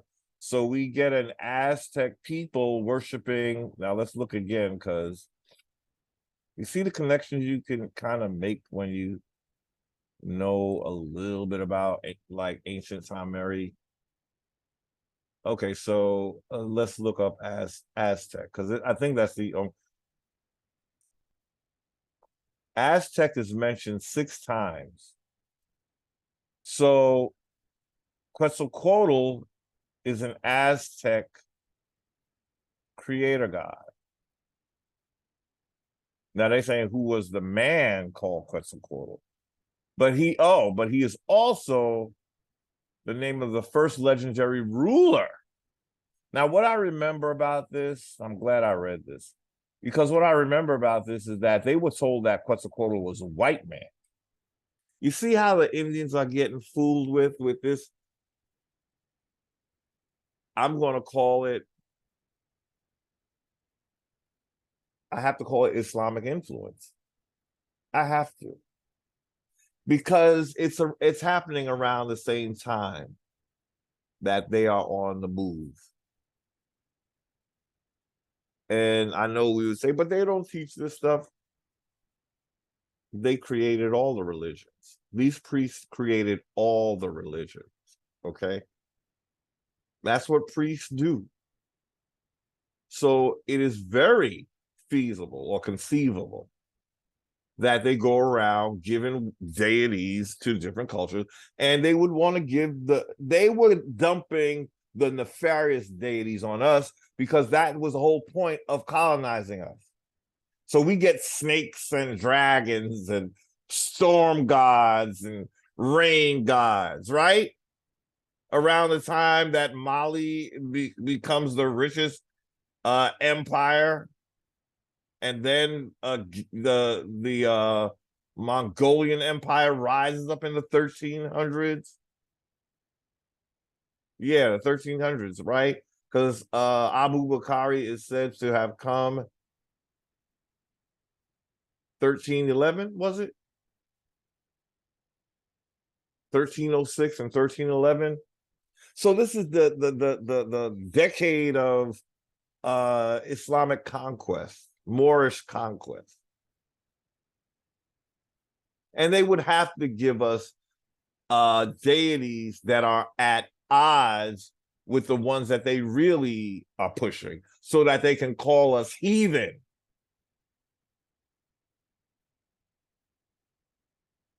But you imagine that just like they brought Jesus, they'll bring Quetzalcoatl and tell the natives that, oh, this is the good guy. He's a da-da-da, and have us sacrificing to him and all of that. And then later on come and condemn us for it.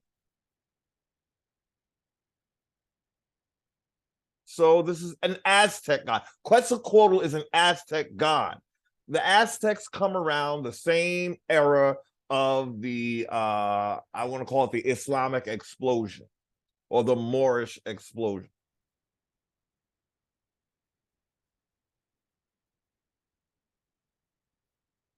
But yeah, Aztec is mentioned 6 times in this. Quetzalcoatl was a feathered serpent. Here we go with the feathered serpent. So there's AMARU, right? AMARU and Quetzalcoatl are basically the same nefarious deity.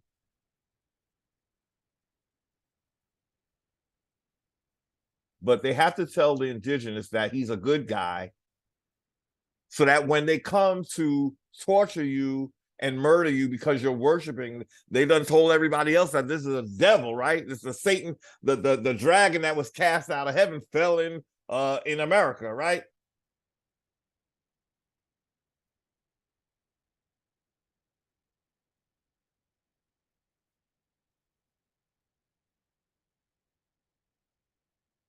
Brought wind and rain. Now they're gonna say the Maya. Well, how come they didn't mention the Maya earlier?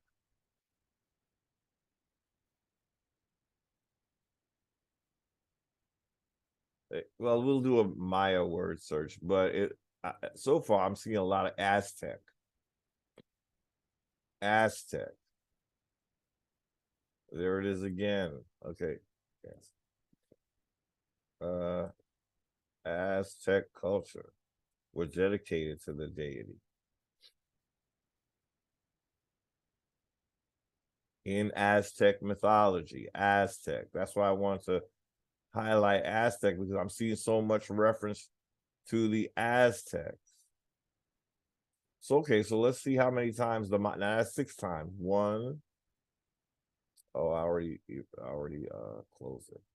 Well, we know it was 6 times. 6. Okay, well, that's 2. Let's see the first. Oh no, that was the first. Okay.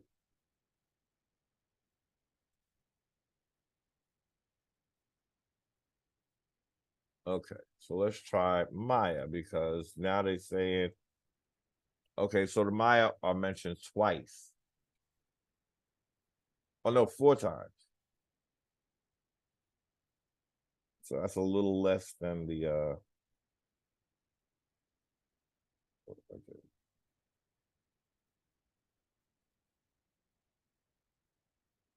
Okay, so mythology of Aztecs and Maya. So Maya are more one, two. They're more in the question and answers and bibliography section. Okay.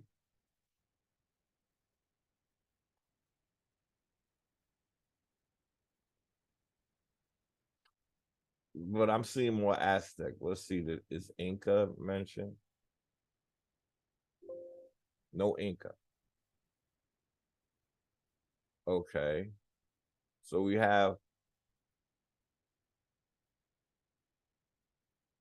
have 6 mentions of Aztec, so it's a very Aztec deity. The Aztecs, we have 4 mentions of Maya, but that's mostly in the bottom. The Aztecs are all over the body of the article.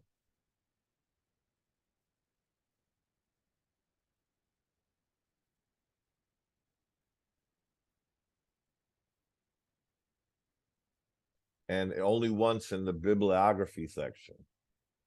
So the Aztecs are mentioned like 5 times in the main part of the article. The Maya are only 1 time in the article. No, not, let me see.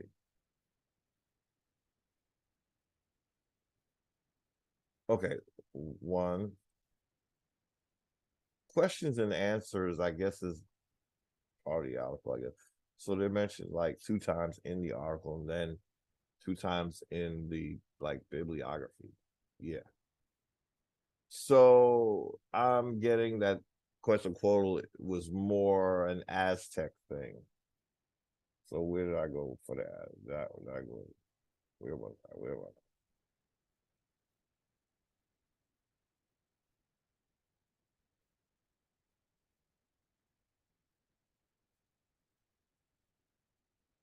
Aztec. Okay. Okay. Did I highlight? I guess I just wanted dates. And they mentioned in Quetzalcoatl. So Quetzalcoatl all the way, right? Uh the Aztec Empire, circa 1345. Now this is AD, ACAD, very young, right? Yes. So these are not the people basically that would have founded America. That would be the so-called American Negro. These are people that apparently came before Columbus, is what I'm seeing. Okay. Now I kind of want to see this.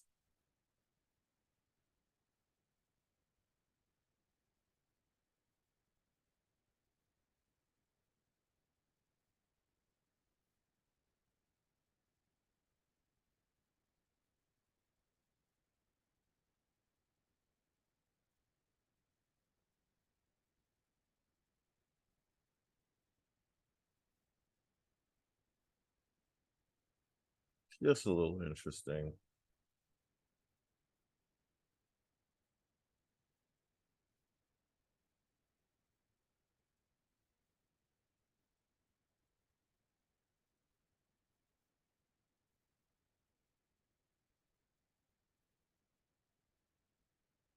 What the heck am I doing?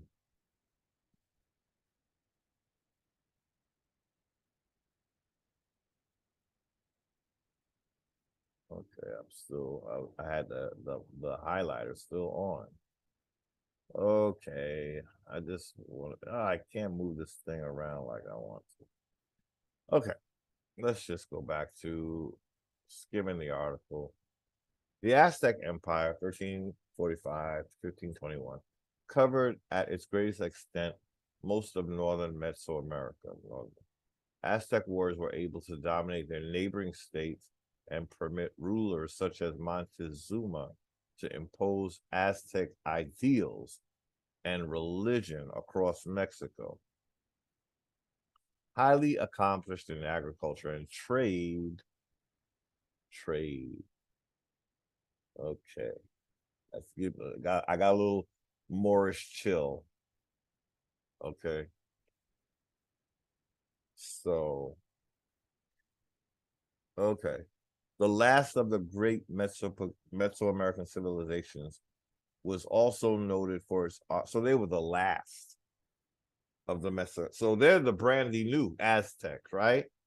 So Quetzalcoatl, if that's their guy, Quetzalcoatl is too new to have been a deity that ancient America worshiped, right? These are the new guys. Aztecs are the new guys.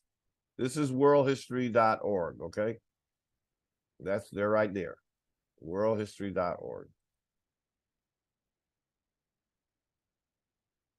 And this time I tried to only use, this website. I want to be consistent, So the last of the great Mesoamerican civilizations was also noted for its art and architecture. The Aztec civilization, with its capital city in Tenochtitlan. I don't have the energy like Tenochtitlans, Chitlian, Mexico City is actually the most well-documented it's the most well-documented Mesoamerican civilization, with sources including archaeology, native books, codices. Well, yeah, that's when, we got this invasion of Abu Bakr, right? This is where he came, right? He came, okay, they say it's 1311. 13, so he came before, right? 1311 is before 1345, because this is the AD era. Okay, so I don't know. I just think there's a connection there. This is,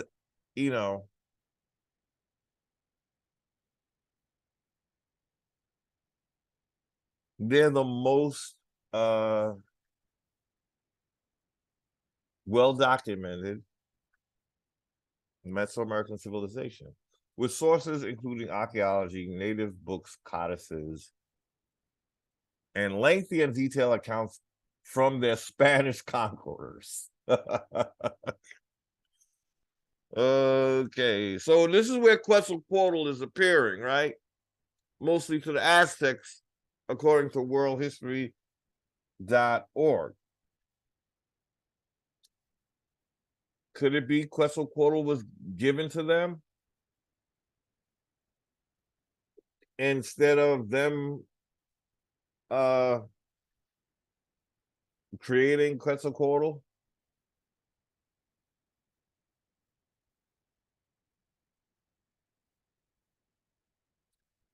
Okay. Very detailed accounts from their Spanish conquerors. See, your conqueror is not going to tell your story, you know, in a very favorable way, are they? Both by military men and Christian clergy. These latter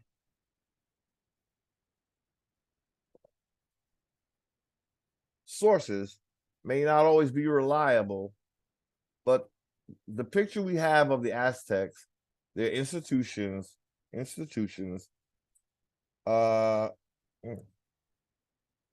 religious practices, Aztec warfare, and daily life is a rich one, and it continues to be constantly expanded, with details being added through the endeavors of the 21st century CE, archaeologists and scholars. Sometime around 1100, okay, so we have an 1100. So the last one was 1200. This is 1100. We kept seeing a lot of 1200. So I would think if this is the last one, Well, okay, sometime around 1200. They're not, maybe this is before that. 1100.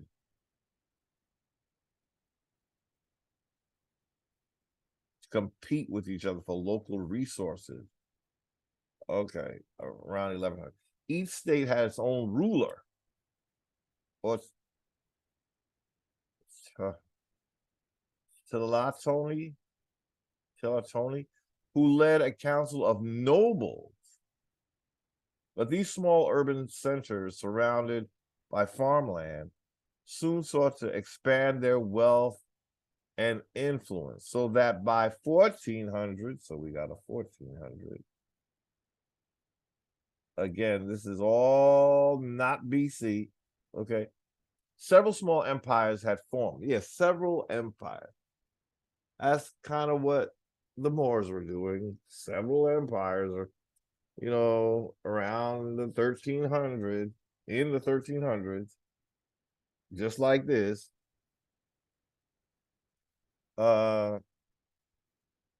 Several small empires had formed in the Valley of Mexico. Dominant amongst these were Texcoco, capital of the Acolua region, and Azcapotzalco, capital of the Tepanec. These two empires came face to face in 1428 with the Tepanec War.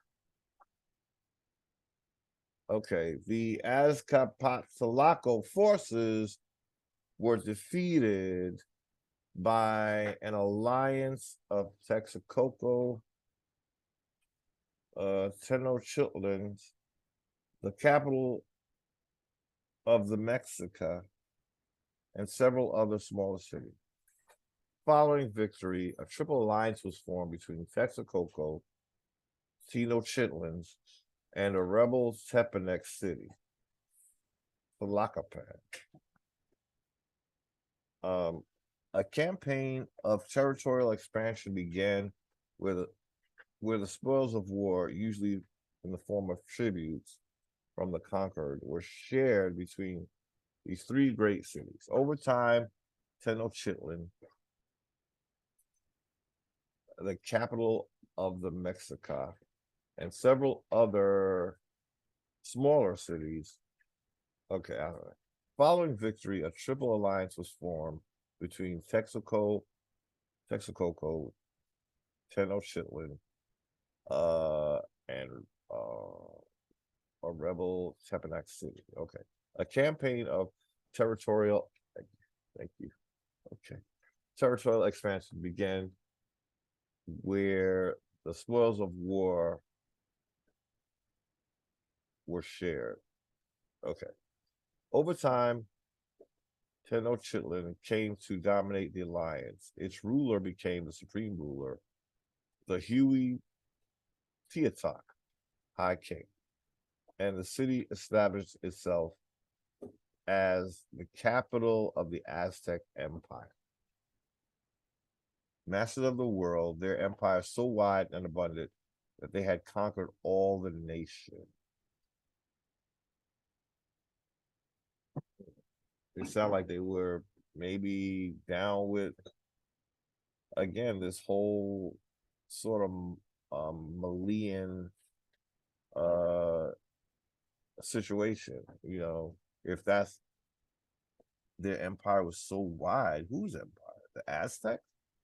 I guess so. I didn't realize that. The empire continued to expand from 1430, and the Aztec military, bolstered by conscription of all adult males, men supplied from allied and conquered states, and such elite members of the Aztec society as the Eagle and Jaguar warriors swept aside their rivals. Okay, so the Aztec are like very warring, I guess, and it looks like they trying to be the colonizers as well. Maybe it's just what happened after Abu Bakari allegedly, came. Uh, let's see. Okay. Okay. Elite. This is a lot. I don't know if I want to read all of this. Okay. Maybe are they mentioning? Okay, so there's Quetzalcoatl. This is where I really should have just scrolled down to. I don't know if we want to read everything, but you could go to worldhistory.org and read this, or maybe I might link it. Masters of the world, their empire was so wide and abundant that they conquered all the nations that all were their vassals. The guests, seeing such wealth and opulence and such authority and power, were filled with terror. So these Aztecs, they don't seem to be, I can't say that they were indigenous to the Americas, or they were highly influenced by, again, they sound just like conquering Moors. They're doing the same thing, and they're in the same 1300s period. The last thing we read, that was that the Aztecs too? Because it just didn't seem to have all of this. What was it? Was it the Aztec? Well, they were talking about Quetzalcoatl, and they weren't really focusing on the Aztec.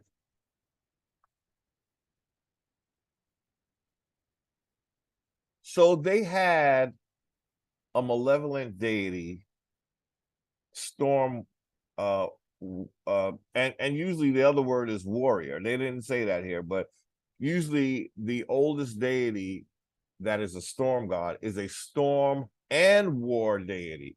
That's what it sounds like the Aztecs are doing. They are, the deity they have is very fitting for the kind of what they sound like they are, conquerors. Who are they going around conquering? At that time, it was mostly,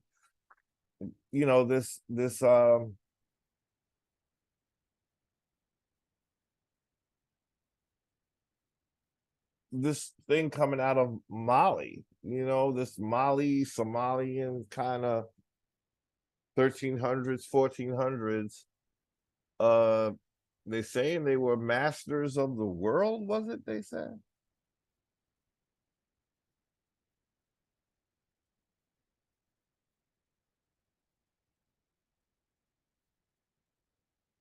So I didn't really want to read all of that, but okay, the Aztec pantheon. Well, we should start with the religion. Okay. Mythology and religion, as with most ancient cultures, were closely intertwined for the Aztecs. The very founding of Tenochtitlan was based on the belief that peoples from the mythical land of plenty, Aztlan, literally land of white herons, an origin of the Aztec name Aztlan, in the far northwest had first settled in the Valley of Mexico. They had been shown the way by their god Huitzilopochtli,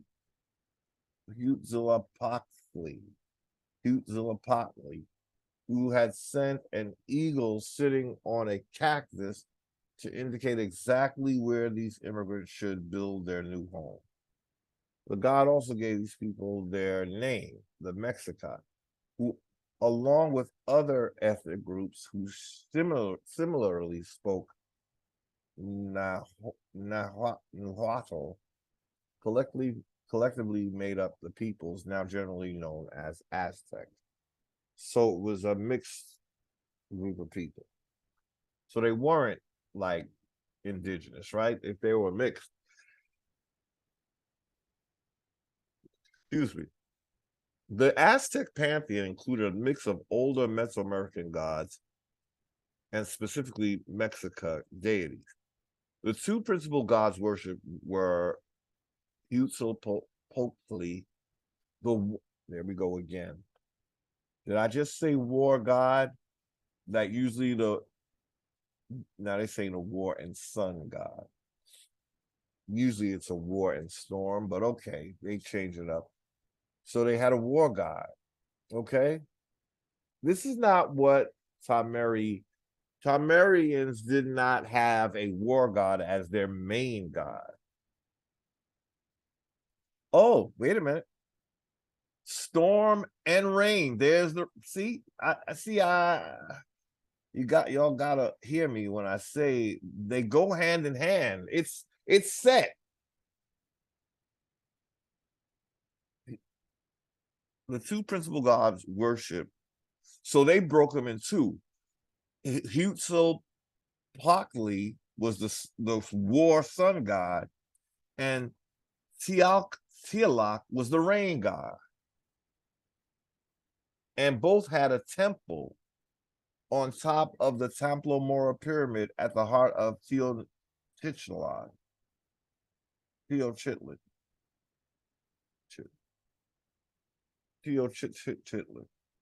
don't know.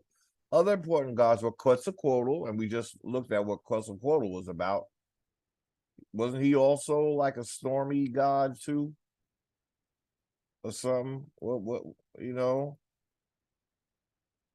And there he is. Oh, it doesn't highlight when it has an underline. The feathered serpent god, common to many Mesoamerican cultures. Okay, so there's the other ones. You can read them.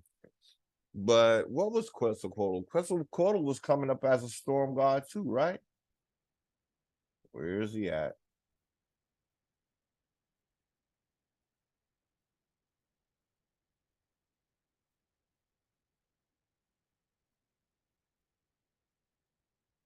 God of winds and rain. Quetzalcoatl was a god of winds and rain.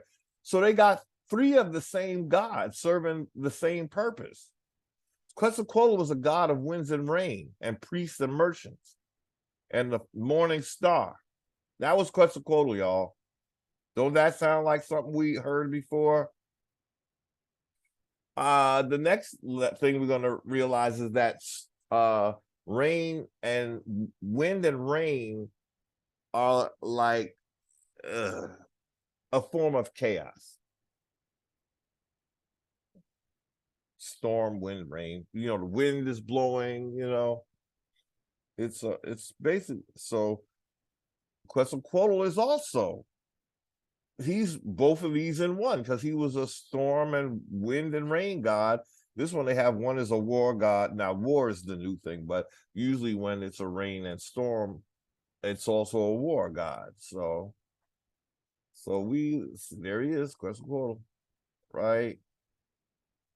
So I guess I just wanted to get a sort of time, sort of time. So the Aztec are in the 1300s. So really, to be fair, I should use my timeline, you know, because already we got. Let's see. Okay, so the 1300s, Aztecs.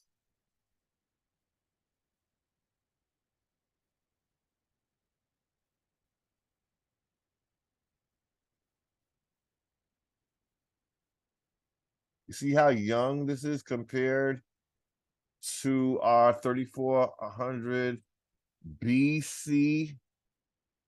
I shouldn't have did that because now it kind of, but we're all the way over here, the original Americans. This is why you want to add your full history, including Sumeri, to your ancient Indian, American timeline, because then it gives you the firstborn first status. But these the Aztecs, oh my God, they're brandy new in America. And then in the 1200s, what? Wait a minute, the 12s would have been, wait a minute, 1400, okay. The 12s would have been here, 1200. Because we kept seeing a 1200 reference to, now what group was that? Was that Aztec? I'm sorry, that was Aztecs too, right? This is where we kept seeing Aztec. So, okay, so they're giving us like two different places for the Aztec.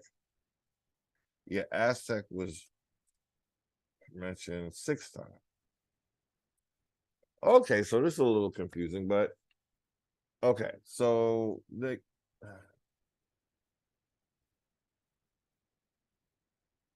here they're not linking Quetzalcoatl's to any. They mention it. They're mentioning Aztec, but I think they're trying to talk about other groups of Native Americans too. So okay, all right. So maybe that timeline, the way I just did it, is not really, because they're both Aztec. Is what I'm trying to say. One is like in 1200, but then it's in third. So okay, both Aztec. Okay, 1200, 1200, 1300, right? I guess you could just say, but see, once the influence from the expelled Americans come, then they become rich and they're warring and everything, just like they're Moors. Okay, so that's Aztecs. Okay, I think this is I didn't do Inca. Didn't do Inca. Why did I skip Inca again? Okay, because Amaru is from the Incas, whereas Quetzalcoatl is Aztec. So Amaru is more Inca. Okay, so let's read this. The Amaru, a mythical two-headed serpent or dragon, is an important figure in Incan mythology. So it's Incan. It has special powers and could cross the boundaries between the spiritual realm and the underworld. As such, it was considered highly significant and even revered. Here's a closer look at the Amaru. Okay.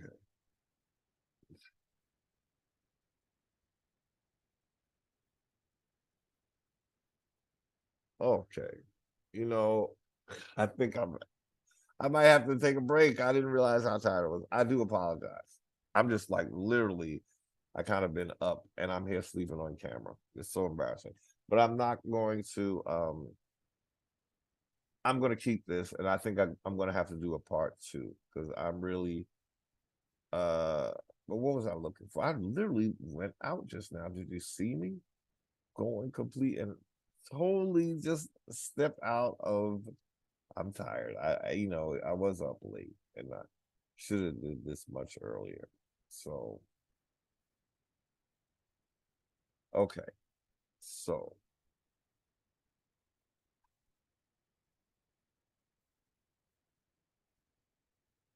okay. Let me see if I can read this. And if we can maybe go to the Maya before we give up and do part 2. Maybe that's what I have to do. I might have to do part 2 because I think there's a lot more, I think. Okay. Okay. The Amaru, a mythical two-headed serpent or dragon. So sorry. It's embarrassing to fall asleep, but I guess I really am more tired than I thought. Is an important figure in Incan mythology. It has special powers that can cross boundaries between the spiritual realm and the underworld. As such, it was considered highly significant and even revered. Here's a closer look at the Amaru, its origins and symbolism. Okay, I'm gonna have to move this. The word Amaru translates to snake in Quechua, which is the ancient language of the Incan and Tiwanaku empires of South America. The Amaru was and is a powerful chimera-like dragon with two heads, typically a llama and a puma. Now that I don't think I've ever seen. And a composite of body parts.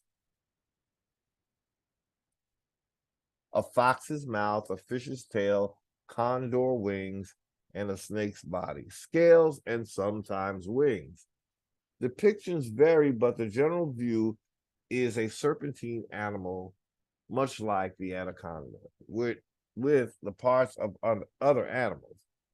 In this regard, the Amaru is similar to the Chinese dragon, which is also depicted as a snake. Okay, I believe the Chinese. I don't know. Okay. I'm really knocking out, aren't I? Okay. I might have to stop and continue. I didn't realize how tired I was. I thought I could do this.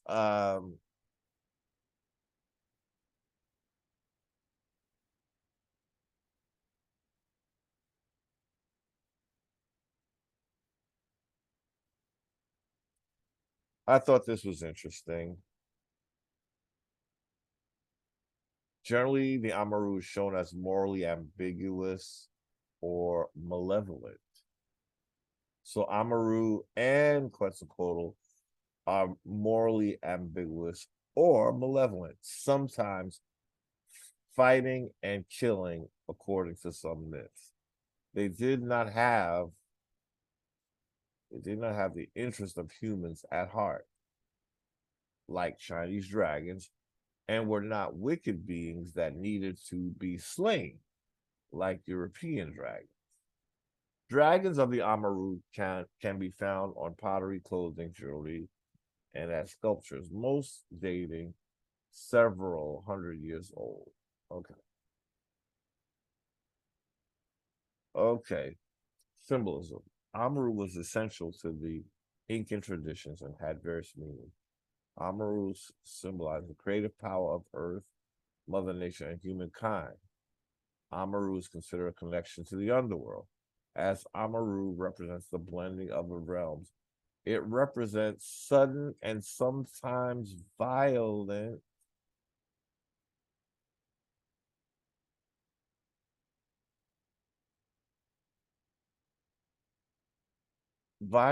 overturning of the established order. So, what is the opposite of order? Chaos. So, if he represents the sudden and sometimes violent overturning of established order, then he's bringing chaos. That's set. Amaru teaches the value of revolution by using his energy to balance the world with earthquakes, floods, storms, and fires. Storms? It's a storm god. Oh gosh. Similarly, Amaru shows the link between the sky and the other world through lightning. That's a storm. Oh, the Amaru is said to be shown to the people through the sky. The rainbow is considered the day Amaru, and the Milky Way constellation is the night Amaru. Look at the red flags, storms, lightning, and me falling asleep. That was written by Danny Reese. Very good article. She holds a master's degree in linguistics and education. Also political science, ancient history, and literature. Wow, she's better than the last guy we looked at, huh?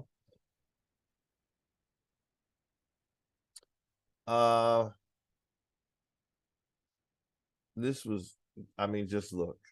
There's too many associations with storm, wind, and rain. Now this one added war.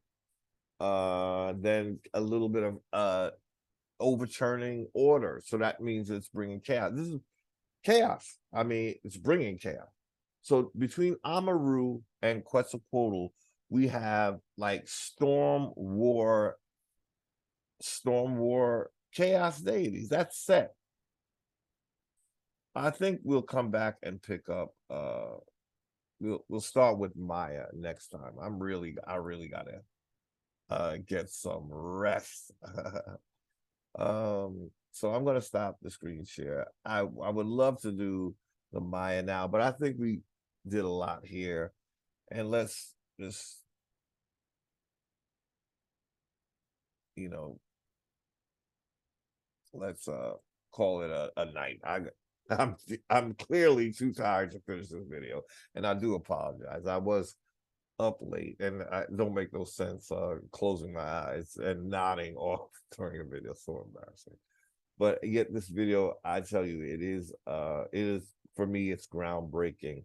I've been really trying to break down Amaru, and I didn't know where to start. But luckily, you know, the ancestors are whispering, and they reminded me to revisit the Lost Book of Enki, because that's, you know, I did a video on the Lost Book of Enki, and I on my channel I had to basically edit that, you know, the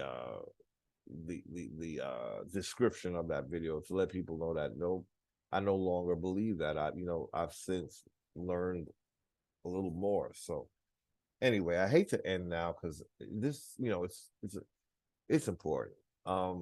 So far, I'm gonna just say, until we resume this topic, there's no way America could be named after Amaru, and you know, even doing all this, it's not really necessary, because that was really debunked in the first 15 minutes of this video. I don't know how long it is, really, because it's coming from Sumeria. It starts in Sumeria.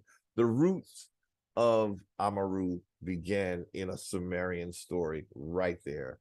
It's a huge red flag. So no, America was not named after Amaru. America, it's Tameri. You know, now it's even more definitive. Like, I wasn't even sure, but now I feel much more in the realm of the truth, with the name of America being Tameri. So until next time, peace, honor, love, joy, wealth, health, and all the good things. I really have to go and resume. Maybe I think I could finish later on today, but I do have to get some sleep. It's embarrassing to fall asleep on camera. It truly is. So thank you for watching this so far. I'm sorry I had to cut it now. I will be back because I need to finish this. So this is the end of part one. I haven't named it yet, but I will end of part one of whatever this will be named. Thank you so much for watching. Peace again, goodwill, blessings, not blessings, highly favored, and all the good things. I will be back. Okay.